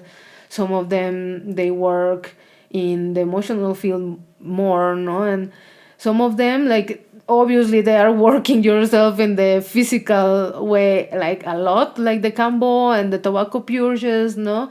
And this is working also in your emotional and your mental body, in your energetical body, as well that is in your physical, no? So I feel that this is one of the kind of like one of the beauties of the Mother Nature, no? That she's so like polyformous and like so abundant, no? And in many ways that through one or few plants is giving us healing for many of the diseases that we have as humans, no? And yeah, we can use them maybe only for the physical field, but they start to open other things, no? Like sometimes we go into a journey feeling like, I have been sick of this chronic thing over years, and then until it start to get worse, and the how to call it, medicine that sells in the pharmacies. Doesn't work anymore, that the doctors has told you that they have no cure for you. Then you start to look for something else in the nature, and you go first because like you are getting more sick, and your health is degenerating, no? And then other things open up, and then the real source of the issue and the real pain of this heart comes on float, no, comes to the surface, because this is the way that these beautiful medicines, they work. And they allowed us to work in many different ways inside of us. And the other part that I consider very important is that the medicines of the Mother Earth, they have their own intelligence. We have our own like intention, no, and willing and like focus when we come to one medicine. Sometimes we don't, no, like some people also just approach for curiosity or nothing really like a serious illness, but to see what's going on there, what else can I know about myself. And we approached them, and they allowed us to get to know ourselves much better, no, like by opening these layers that we have, energetic layers, emotional layers. And yeah, it's just amazing, no, that the Mother Earth has given us so much in everything, no, as the four elements, and is there for our use. Also is there for us to be able to heal if we are willing to, no. So these medicines, they have their own intelligence, and sometimes we have this goal of healing or focus to heal that, or our intention, but the medicine finds other more important things inside of you to working, and then it goes there. No, so it's very important for me. I always say this in my ceremonies. It's very important to have an intention, a guideline for the medicine, but still the medicine is going to know what to do inside of us. The medicine has its own wisdom, that is the spirits of the Mother Earth, no, like as well the spirit of that specific medicine, as well the power of the same Mother Earth that is totally connected with our humanity, no, like with our physical being, with our physical vehicle that we have. So that is the other part, no, that we come with our willing, with our intentions, and with some focus in our mind, which is always helpful and beautiful, because the medicine has also a guideline. You are communicating with that spirit. This is what I need. But if that spirit of the medicine is going to find something more important to do there in that moment, that is what it's going to do. That's why sometimes we go for healing something, and we end up treating other thing totally different, or finding other different things inside of us. Yeah, beautiful. One thing, it's interesting because many of these medicines are done in a group setting, in a ceremony, and there's other people. And you mentioned this idea that in the past, often it was, because sometimes I think we romanticize the past, like, oh, well, everyone was just peaceful and happy. But as you said, we're all humans, and we all have conflict and human issues. And so that sometimes these ceremonies were to resolve conflict. And even like before we started recording, we were speaking of Amika, and often those ceremonies, there was a conflict resolution, and, people start yelling at each other, and anger comes up, and past wrongs. And so what do you think is that balance of the community, which seems like a really important aspect of a lot of these rituals, versus the individual process? Because, at Temazcal, there are other people around, and yet it's also a very personal process. It's our thoughts, our minds, or going off to a vision quest maybe is a very personal process, or doing a dieta is a very personal process. Yeah. And so it seems like to some degree there's both of these hands. There's like the personal work, but then also it's being created in a space that's often very communal as well. And that these plants have those two aspects. There's the personal work, the individual work, but then very often as well that's within a community or a ceremony or a space that's being held. Yeah. Well, first of all, I think that both works are very important, no? Because the personal and isolation work is very important. We can't just think that is one or another. Actually, as you say, there is a balance, no? There is both aspects of our human life, because those are both aspects. It's our inner world and all relationships also, no? So when I say these things about the ancestral ways and like that, like, yeah, I agree that we romanticize always, no? In our minds, it's like when you go first time to the jungle, you have romanticized or dream about this, and when you go there, you can see what is really to be living there, and how is the weather, and the mosquitoes, or I don't know, no? Many things that you didn't have in count. So I think that we have to have in count that the society that we live in these days is very different than the societies that our ancestors had. I can imagine that it was way easier for them to do communitary stuffs, communitary ceremonies, communitary agreements, communitary life, communitary decisions, because the way that they were living was different. As you say, like, it's not that, oh, in the past they were happy and peaceful. Like, hell no. Like, the tribes and the civilizations and the one town from another has been fighting between them, like, all the time. That's why, for example, when the Spanish conquerors arrived to America, what they found, it was a bunch of divided tribes. That's where they could get in the division that they all had between them, all the fights, all the conquire that they did to each other, no? And just in my own personal point of view, I feel that in these times is way even more difficult to hold group ceremonies, no? And in the way that we are all like so different worlds inside, no, from different cultures, from different countries, from different everything, and sometimes very different like approaches and understandings of what is that. We are full of judgment for the other. We are full of expectations, no, of the ceremonies and on the other people also. I think that one of the things that we work the most when we are gathering together, not to consecrate medicines, is this social aspect of tolerance, because we all get into processes, like nobody is perfect. No, some people has more experience than others when it comes to the point of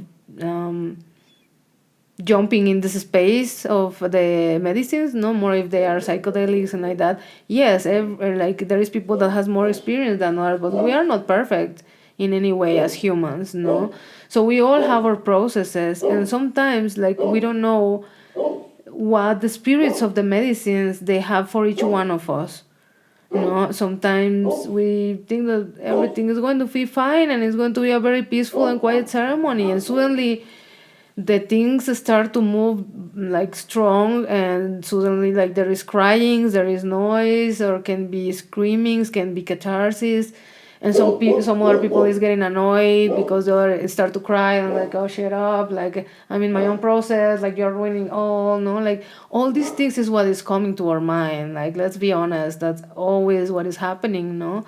In my own work, I try to hold, like, for example, Kambo and Buffo ceremonies. I always give priority to guide one by one.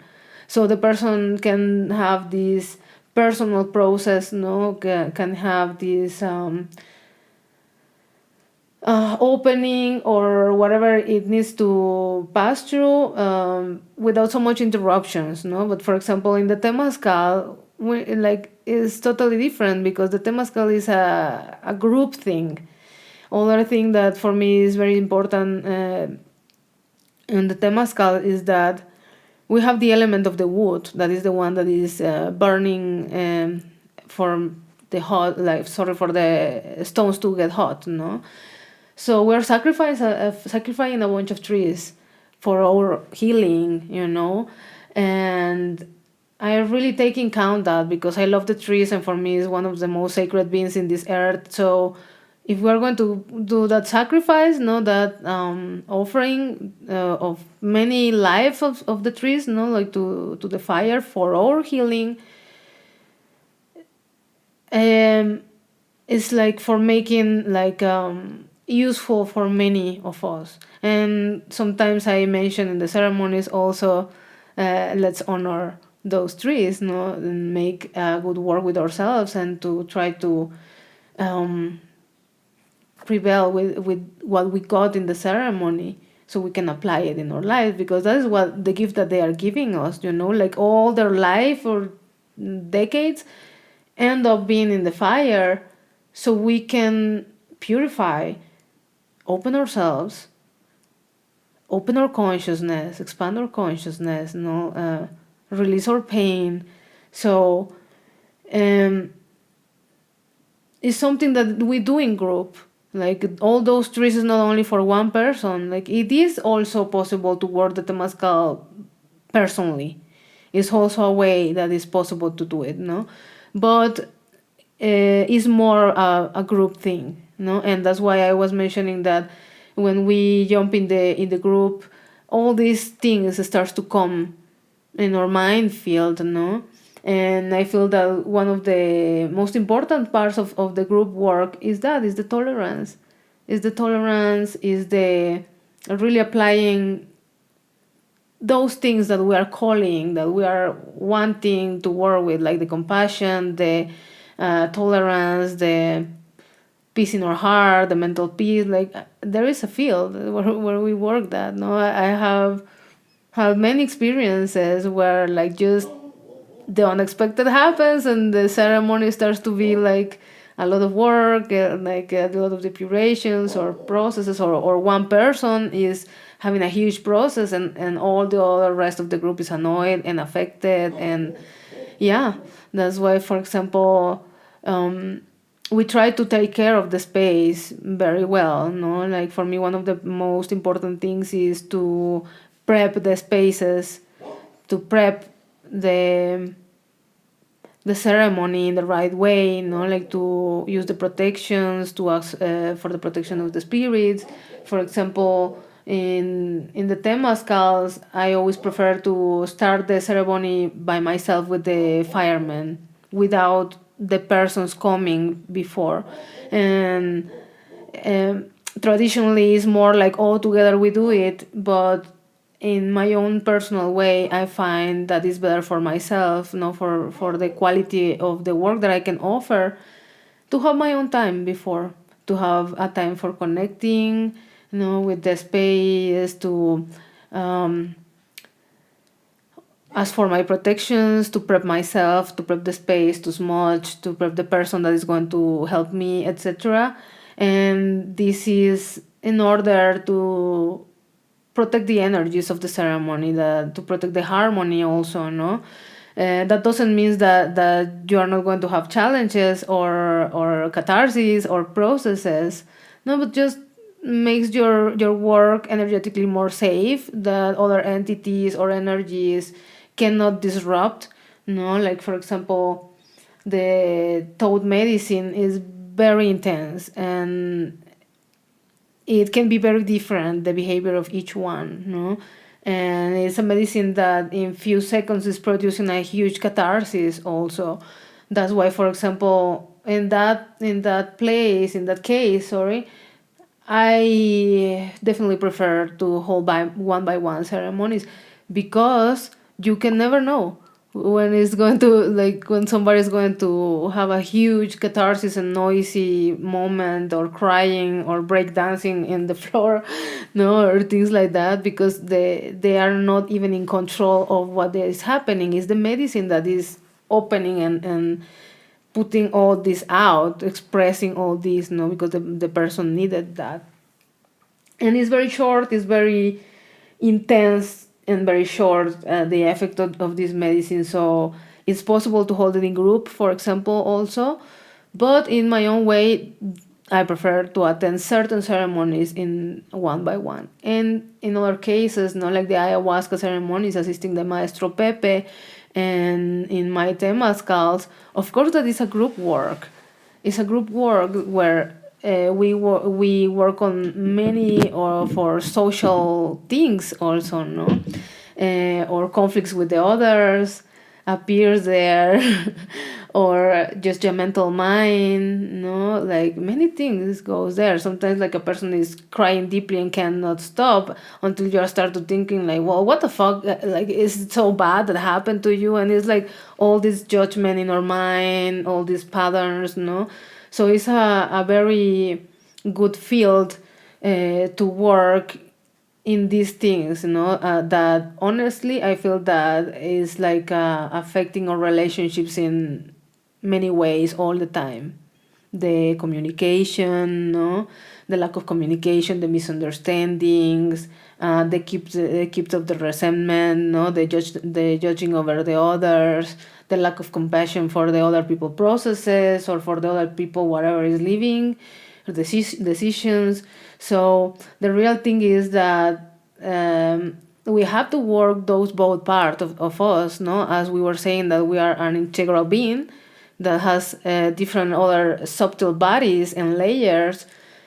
Also, we have these aspects of this human life that is our personal life, our personal world, and our social life, community life. Like the thing is that in these times, like, can we call community to something? Because I don't see that we really live as a community in these times, no, like in the cities everyone lives in their own world and we all have our own things, like sometimes the community looks like seems to be more online than in the persons, like, and it's easier to say like very beautiful bunch of crap online, but in the fact, like, we have a lot to do there. So I feel that it's very important, like both aspects, like when we are willing to do this work with the medicine, and that is I consider that it's a journey that you start with yourself, and this journey sometimes it takes a long time, as long as you can go deep, as long as you are willing to go deep, and both parts are very important because the isolation work, the individual work is very necessary. Without it, we don't go so much far away. We don't progress that much. And as well, the community or the group work, we need to do it also, because that is one of the places where we can see how can we apply all those gifts that the medicine is giving to us, Like I was reading the other day one friend that she wrote, like, Make your ayahuasca notorious, Make your sapito notorious, your thought.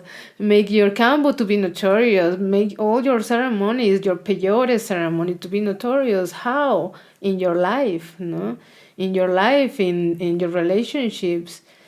That is the way that we can see really how are we doing, And sometimes we think that as much as we will ingest, like as better we are going to be. Sometimes, like many things can happen in the work with the plant medicines, and sometimes it gets even more confused than clarifying. So that's why it's very important to have both parts of the work, as well, to do our own individual work and to strengthen ourselves, as well to share the space with others, and to experience that and to join into those group ceremonies. Always will allow us to see other parts of ourselves that the only way to see it is through the mirror of the other. And yeah, like sometimes you don't know when the medicine, when the ayahuasca, for example, when the medicine has a surprise for you, and sometimes the ceremonies has been amazing and just the last one becomes like super strong and the real work is shown there, and we are like, oh my god, why did it happen? Well, it's happening for a reason, because the thing that is guiding all that process is way more intelligent than we are, like kind of is guiding all that process from a superior field, the superior dimension of intelligence, and that is for a reason. No, it's for a reason. It's because there is work to do in our relationships, in our behavior, in our mind, to keep observing, to keep being aware also, no? Sometimes the lesson is like, well, that person had a huge process there, but where did you go? Why the person was in the process, no? Did you let yourself be pulled and got angry and even hate the person in the moment because it's ruined your own experience, no? Or maybe you could transcend and focus in yourself and let the person, or maybe you could like apply the compassion that you are asking to the Great Spirit to feel in your heart, no? And be compassionate for the process and the pain of the other person. And that's, at least in my own point of view, that is one of the gifts of the group ceremonies. And as I said, and I'm going to repeat it, is that we have to take in account that our modern society is nothing similar than the old societies that our ancestors had. And that, as you say, it doesn't mean that they were happy and peaceful and in rainbow land. That means that it was just like very different times, very different context, very different connection with the earth, and very different a relationship between them. No, imagine that you have this Temazcal with all your family, like the cousin and the husband of the cousin and maybe the other relative of, like, I don't know, like with people that you have lived all your life, that they are all relatives between them. It must be really different than gathering all together from different parts of the world without knowing each other and just gathering there and get to know ourselves actually, like by first time, sometimes there in the ceremonies, no? So that's one point that I want to bring up, no? That the old times are not here anymore, and it's very different what we live now. So I think that the work in the social way, it has changed a lot also. Honestly, I can't even imagine sometimes how it would be, to live all the time together. Just to live all the time together in the same village forever, with the same clan, with the same tribe, and doing everything together, surviving, the food, the kids, the elders, the war, the protection of the space. All that was held by the whole crew of people, no, the whole tribes. And in these times we are far away from that. That's why we have to consider that not everything is like in the past, and we should not also romanticize or think that, oh, is that we have to be like that, because we don't have an idea actually of how was in the past. We are actually trying to remember. We're trying to figure out, to go back to our humanity, like to recover some part of that ancestral wisdom of our like roots in this earth, like where are we coming from, like who we are in this earth. And I think it was very different, the work in the ancestral times, than what it is now. Even so, I think that now is one of the moments that the humanity has need the most the medicines of the Mother Earth. And she is so generous and loving and abundant mother that has put it at our disposition. Like as the world has opened with the globalization, has also opened the possibility for the humans to have more access to the blessings of the Mother Earth. And we are all trying to figure out, we are trying to heal, we are all trying to discover the deepness of our being, and it's a whole journey, like for example, the ayahuasqueros maestros that I work with, they are from lineage and they work with their communities, so the work that they do with their communities is different than the work that they do when we gather in a retreat, for example, it's a very different way that they can help their own tribe, their own people, than the way that they can help us. And not only for the language barrier, for example, no, but the cultural environment, everything is different. And I admire a lot also the capacity that we have had, no, as humans, to flexibilize and open these traditions so it's accessible for what is our modern life. Also because, for example, like for me, Japan is a great example, no, of this mix, no, of the tradition with the new times. They are always adapting, they are always like transforming without losing the root. So I think that is what we are transiting also in these times. We are trying to evolve, no, and to adapt these works to this modern life and this modern conception that we have also about everything, no, without losing the roots, without losing the essence, without losing the also the main shapes, no, that it has been given to us in order of do it right, in order of do it right. Because also with the medicines, and I guess you know it, Jason, you can do a mess, you know, like with the ceremonies and like that, just by playing around and opening the portals of your mind, etc. Like many ugly things also can happen, no.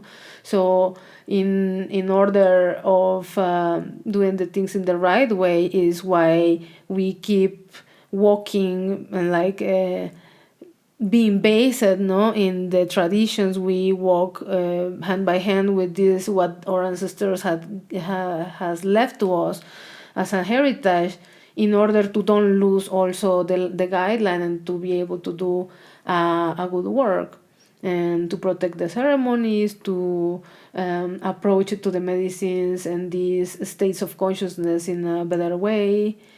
And yeah, I think it has been a blessing for us as humans to have all these tools in our hands.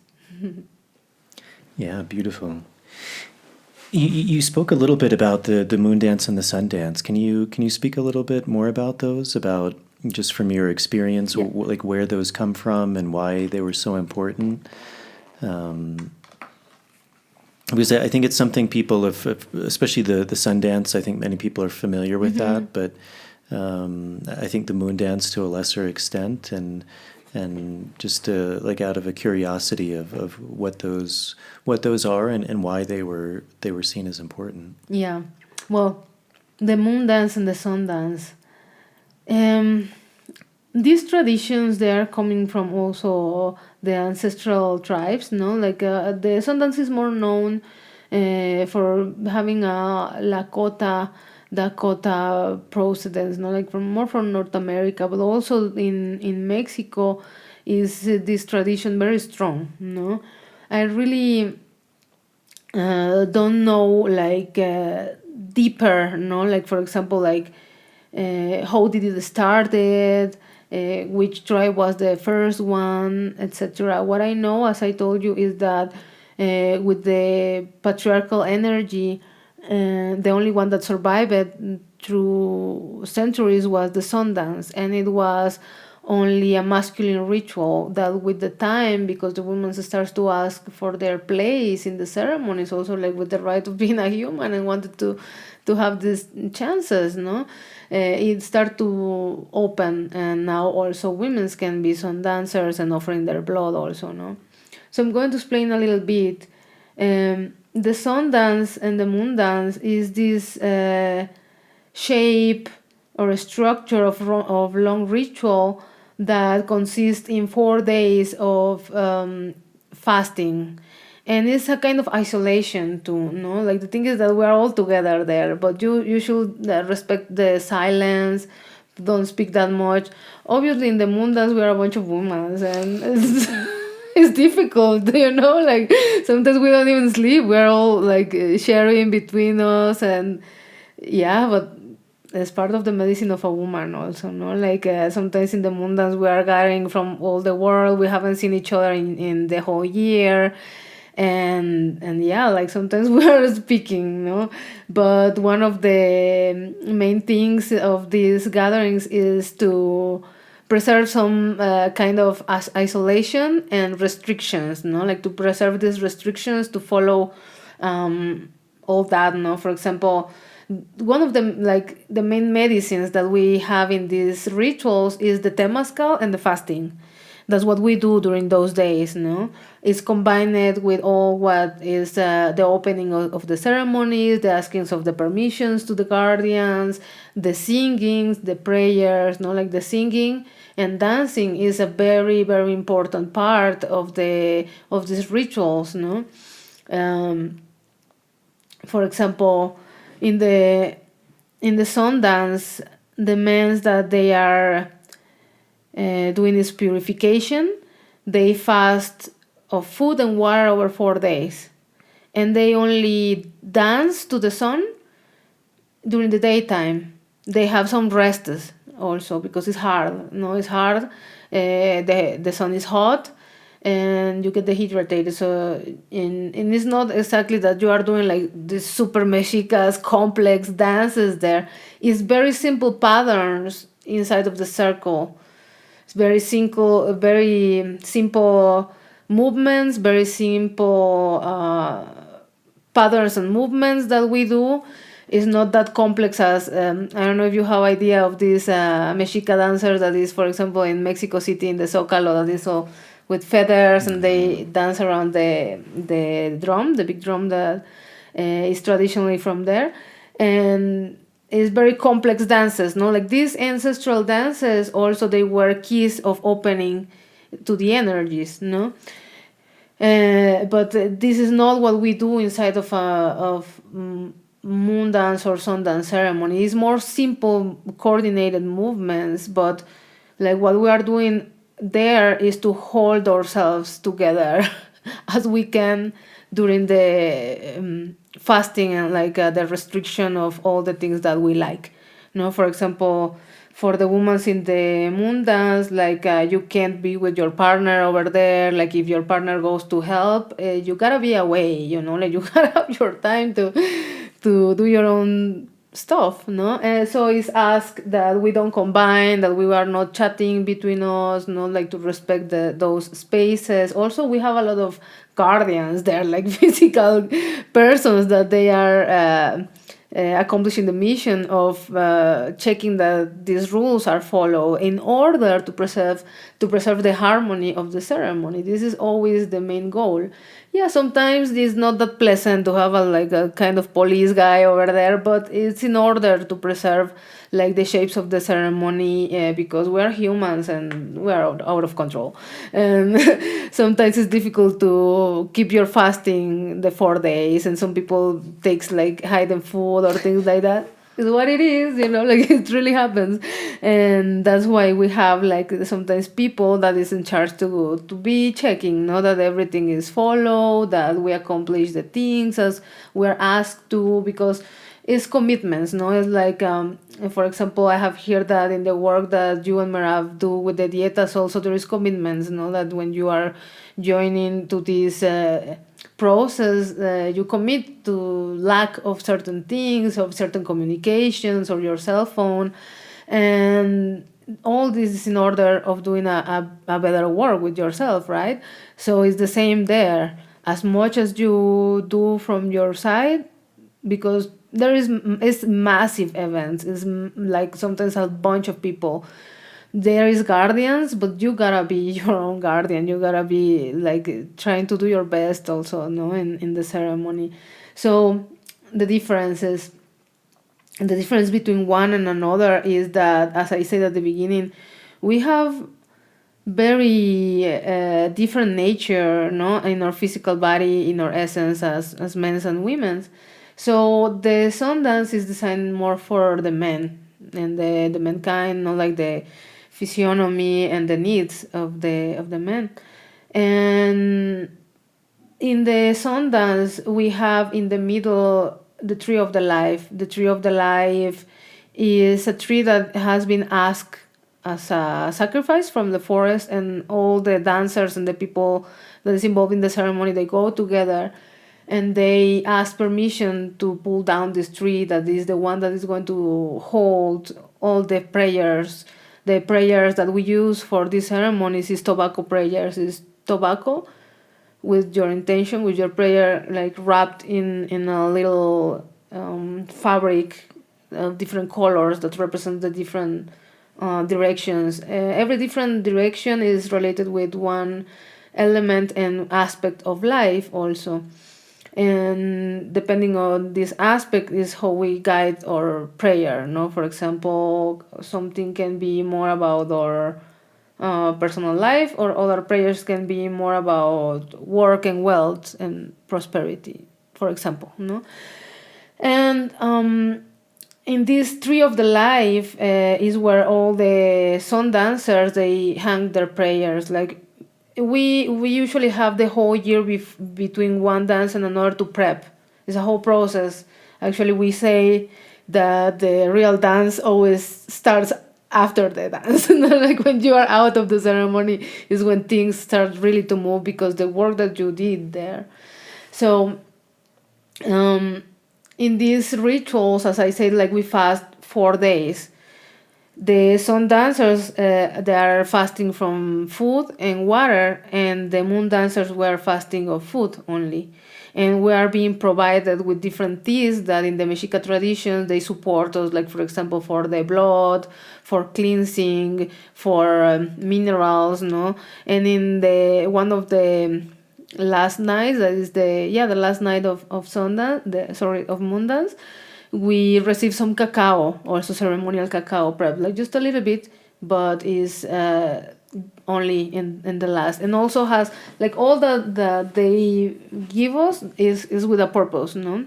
Is the teas and the water and everything that we are being supplied with is coming from the kitchen and the organization, no? So they prep the teas that we need. And we as women, we are not lacking of water. Also, as we are related more with the moon, our prayer and our main work is during the night. As for the men, is during the day. The men, they dance to the sun, and the women, they dance to the moon. What it means is that the men, they sun dance all day, and in the night they can sleep. And the women, we have the day to sleep, that sometimes we share and have some workshops and talks, and also the possibility of resting and sleep. And during the night, we fast of sleeping. Also, during these 4 days, you are fasting or being lacking of comfort. Like shower, you don't get shower.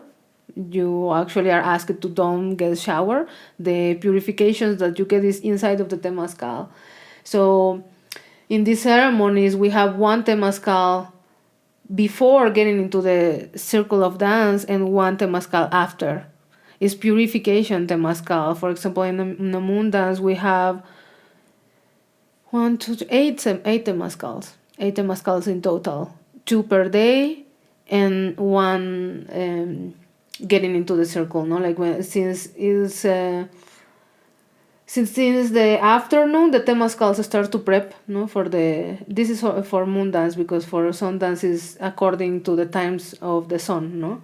So for the moon dance, we have the first Temazcal like around the evening, afternoon, ending on the evening, and then we go out and we get dressed for getting into the circle of dance.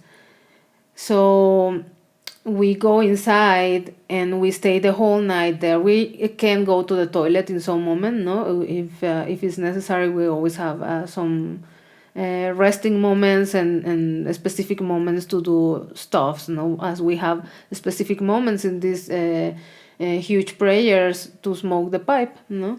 This, for example, in our ancestrality and the ancestral background is initiations. It's initiations like the Vision Quest is an initiation, no? And yes, they are in group and these dances. But at the end, it involves a lot of your inner work, because nobody else can hold yourself in the fasting but you. And also at the same time that is groupally, you have to keep your focus in your own in order to hold yourself actually there, because it's very strong to fast for many days, and it's a purification system. As we know, the fasting has a lot of properties, and it helps our body to purify and regenerate, with the brand new mother cells, etc. So our ancestors knew this, and they did these long rituals where is also that we all hold together the energy as well, that each one has to resolve themselves. All together we hold this huge energy for us to be able to fast during those days. And the energy usually is more heavy at the beginning, and at the end you finish being feeling really light inside and outside, because it's the process of the cleansing that the fasting is the result, of the work, better say. And well, I want to speak a little bit of some main difference between one and another. For example, in the sun dance, the men offer their blood to the tree of the life, and in that tree is where all the prayers are hung. This tree has to be taken from the forest with permission, and then it has to be carried for all the dancers and all the people that is there for the ceremony. I mean, not all of us that we go, sometimes we go together. We hold it together, because sometimes it's bunches of people, no? But the people that is going to be involved, the people that is going to offer their dance there, and their fasting, and the guides of the ceremony, the grandfathers or grandmother that they are directing, all those persons has to be present, no? And is carried by all of them without touching the floor, and plant in the middle of this circle. And in this tree is where the dancers, they are going to offer their blood to. This occurs in stages during the days. There is different sun dances and different times that they use some time, no? Usually the first day is not the day of the offerings. Usually the last day is the day of the offerings, because also after fasting many days and exhausting, getting to your own limit, because you go first once super strong mexica temazcal inside of the circle of dance to grind yourself and resist as much as you can, and we sing and dance. Also, we follow singings, etc. No, and then you go out, and then you have another temazcal, and then you go to sleep or to rest. No, so after 3 days of that, in the fourth day, your state of mind is really different to offering your blood. So I have never offered my blood. I am not a sun dancer. I'm a moon dancer. I have always had a lot of problems with the sun. No, it makes me huge headaches. So I have never sun danced for that reason, because I don't know if it's actually something that I could handle. No, for 4 days like that. But I have seen that they have different moments for offering the blood, no, for doing the offerings. Sometimes they divide it in the last 3 days of the ceremony. Usually the first one is not the one of the offerings, but then the other 3 days, it can be days of offerings, whether they divide the people that wants to do it, or at all of them at the end. And the symbolism of this is because, as I said at the beginning, the women's, we are always offering our blood to the earth. Actually, in the moon dance, we have a special place where if you are in your period, you are going to offer your blood there. There's a special place for that. It's very different than in the sun dance, because in the sun dance, you can't have that, or you don't have that, because it's ceremony that is more directed for the men, no? And actually, they don't allow the women's in their period to be around, because it says that it interferes with the energy of the ones that they are praying or fasting. But in the moon dance it's different, no, because we are all women and it's part of our own nature. So in this symbolism of the men offering blood is that with the women we are offering our blood all the time, no, for the life and to the Mother Earth, and it's part of our own nature. And actually, like, it's something that even that you don't want, like, it happens, even if you don't want, like, it happens. And also maybe you don't want to suffer when you give birth, but it's how it happens, like you drop a bunch of blood, and that is an offering for the life itself, you are giving another life. So the symbolism of that is that the men offer in that moment their blood to the Mother Earth too, but it's in a induced way. And this is done by the elders, grandfather, grandmother, guides of the ceremony. Like there is always like elder people that is prepped for holding the ceremonies and guide everyone else. And my friends that sun dances, they have tell to me that in the last day of the ceremony, just your state of mind is totally different. You really are not caring about the pain that is going to occasionate, So the men are given with some piece of wood that they have to shape, and this is what they are going to introduce in their wounds. These wounds is made with a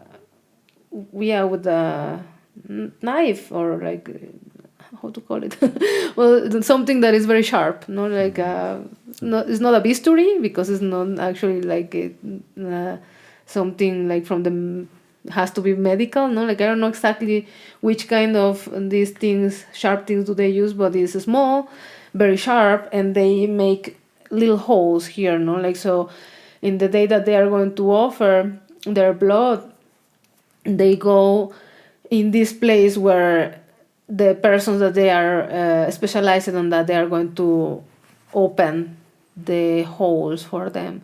Some people offer here in the chest that is near to the heart. Some people offer in their back. Some people offer the blood of their arms. And for the women, it's most here in the arms, what I have seen, And for the men's, it's very often the chest and the back. And the sun dancers usually has a lot of marks, So it's a wound, literally like a cut that they make. And this thing that you have to be shaping by your own during the time before of your ceremony, like it can take months, it can take weeks, days, but you're going to shape your own stick, your own arrow, let's say. So they are going to open you, and the grandmother of the Sundance is there, watching and assisting everything, and they put something like this, the skin of an animal, and the person lays down there, and with chirurgical stuffs, also clean, of course, they go opening, like every person, and putting their own, like every sun dancer, like something very beautiful and that I like is that for these rituals, most of the things that we use, that we wear, like the dresses, the rattles, even the pipes, or the stick of the pipe, like sometimes you can get some of them, but the main purpose is that you create them, that you work on your own items as you work during months in your prayers, like you when you go to your dance, you are ready with all your items and elements that you need, and it's better if you did it by yourself. It contains all the energy of your intentions, your willing, your why are you doing this, or it's your own energy, So these things that they shape is their kind of arrows, and let's say that it's a hole here, an opening, and they stick it. And so there's only one skin holding it, and 2 points are going out. And in these 2 points, they tie their ropes that goes to the tree. So these ropes are already hanging in the tree. And each one that is going to offer their blood is going to approach and they are going to put their robes there, and there is 3 different methods of the ripping off, no, or like to finally offering the blood. One is with the help of a horse, one is with the help of other men, and the other is by yourself. By yourself, it means that you have to take all your strength and courage and run in the opposite direction of the tree and crash it by yourself. The ones with the help of other men, it means that, for example, you are here and you are hanging like that, and the ropes are in a stick, no, like passing, and in the other side is some stick that is containing the ropes, and other people is going to pull it down in order to break it, not to break your skin. And in the way that is with the horse is done by a horse, no, like the one that is riding the horse is going to take the stick that has the ropes, and somebody else is going to make like this to the horse, and the horse is going to run and instantly rip off the skin of the person, no? Those are the ways, as I say. There's women also. I have many friends that they are sun dancers, that they offer their blood, that they have been there like years after year, and is their medicine. It is possible for the woman too, but is mainly shaped for a man, you know? Not because a woman cannot with that pain, no. If we give birth, I mean, like is way less, no?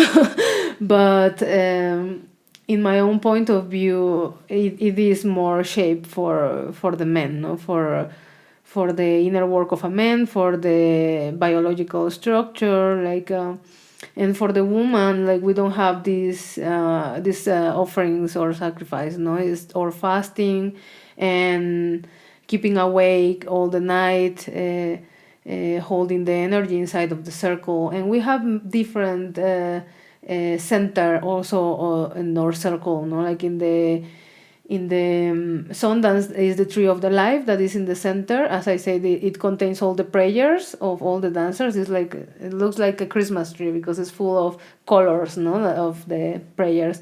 Usually the prayers are 52, so it's a long line, and each one is going to bring your line, no. This is your prayers. This is what you are going to pray here. And in the moon dance, we have at the center, we have the huehuetl, that is the drum, the big drum, the ancient big drum, no, is the huehuetl. And we have a circle around, like it's kind of another circle marked in the center of our dance circle. And in this circle also we have a entrance door. And the women that we hold the singings, for example, is the ones that we are going to be spinning and like changing places and like sharing the space inside of that circle. Sometimes when they are singing, sometimes we are out, no, like not outside in the lines. That is the lines that I'm saying is the lines of women that they are outside. No, it's different work inside of the circle. Of the central circle, we work with the drum, sustaining the energy of the prayer by singing, no, like holding the energy, singing all the Mexica chants and all these ceremonial chants all the night. And as I say, like the dance is not such a complex dance. Sometimes it's guided movements that we go in line, following, and one of the last nights is more active and more dynamic, you know, like with way more movement than in the first night. That is in the third night. And but it's not that we are all the time dancing and moving there, no, like sometimes we gotta be just waiting. Like, for example, there is nights where we baptize other women, no, like because it's for cycles. In these traditions, you commit over cycles of 4 years, 9 years, 13 years, etc. Of course, that is progressive, no, like you go one by one, like accomplishing, you know, like committing first with one cycle, then if you accomplish, you commit with the other cycle, and like that you go finishing like the whole work that involves at the end like many years of your life, no? And when we start this commitment, like sometimes you barely understand anything, no?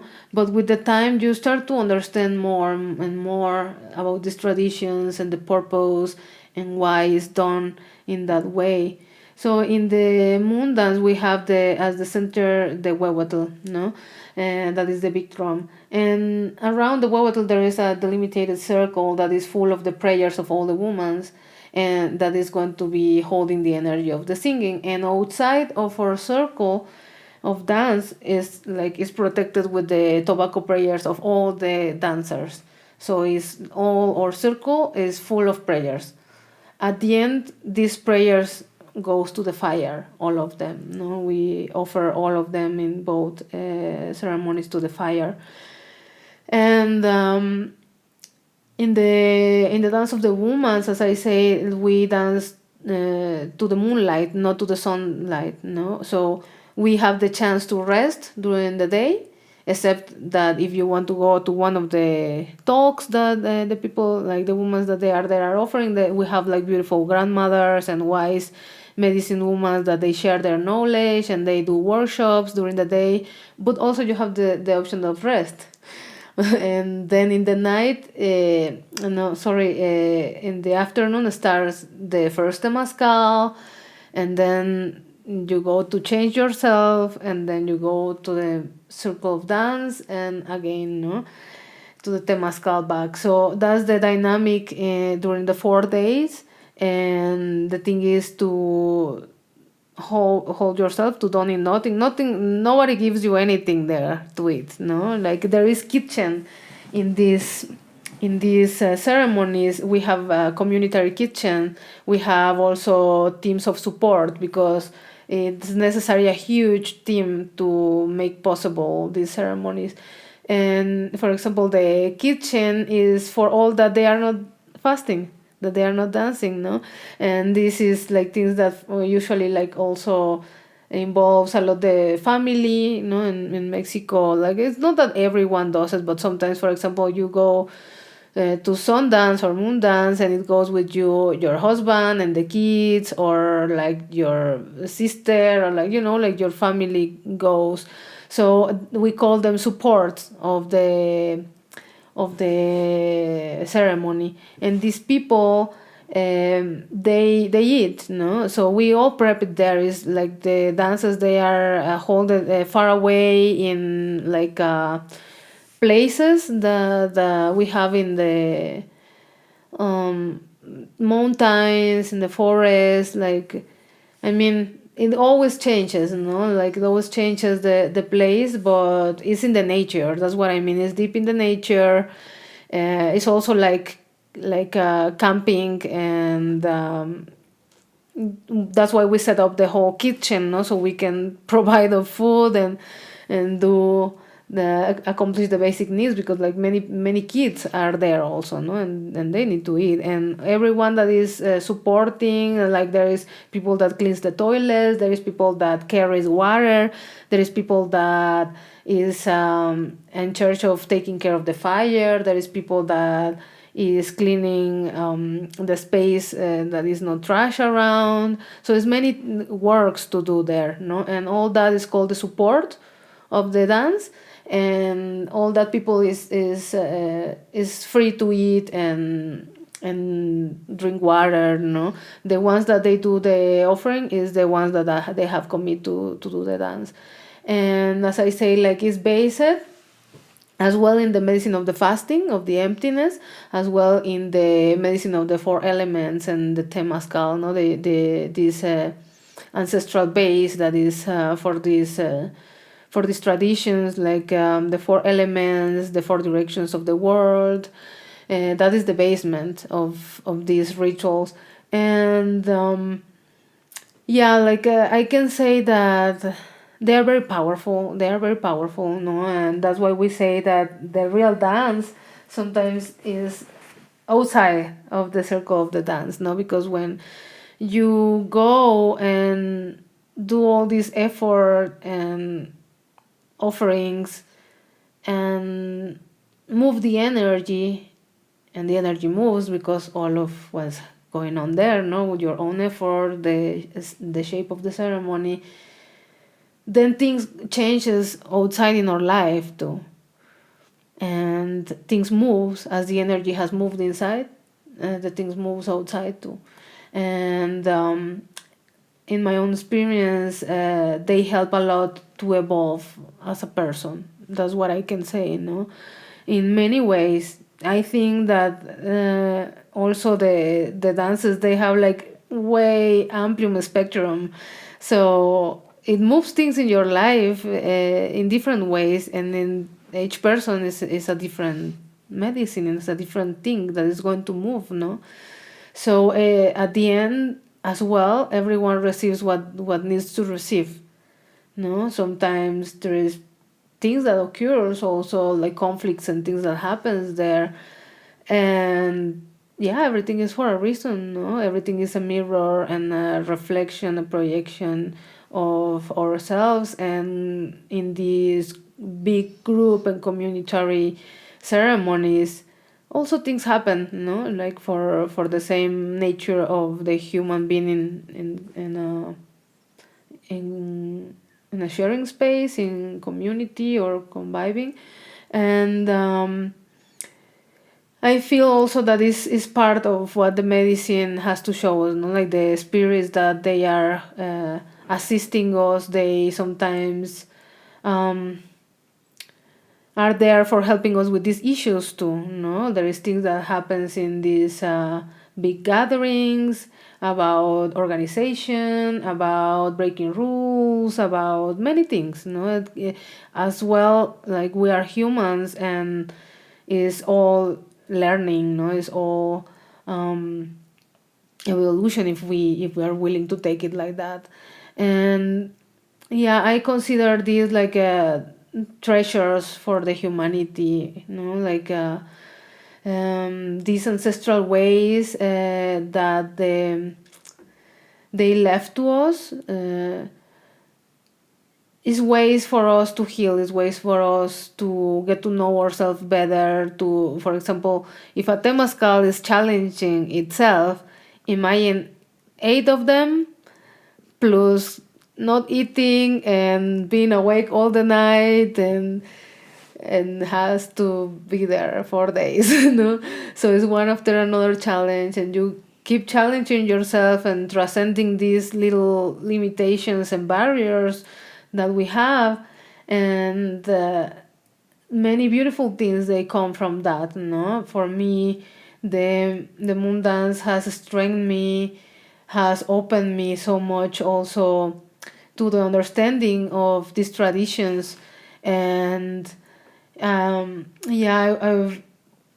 am a 4 years dancer, moon dancer.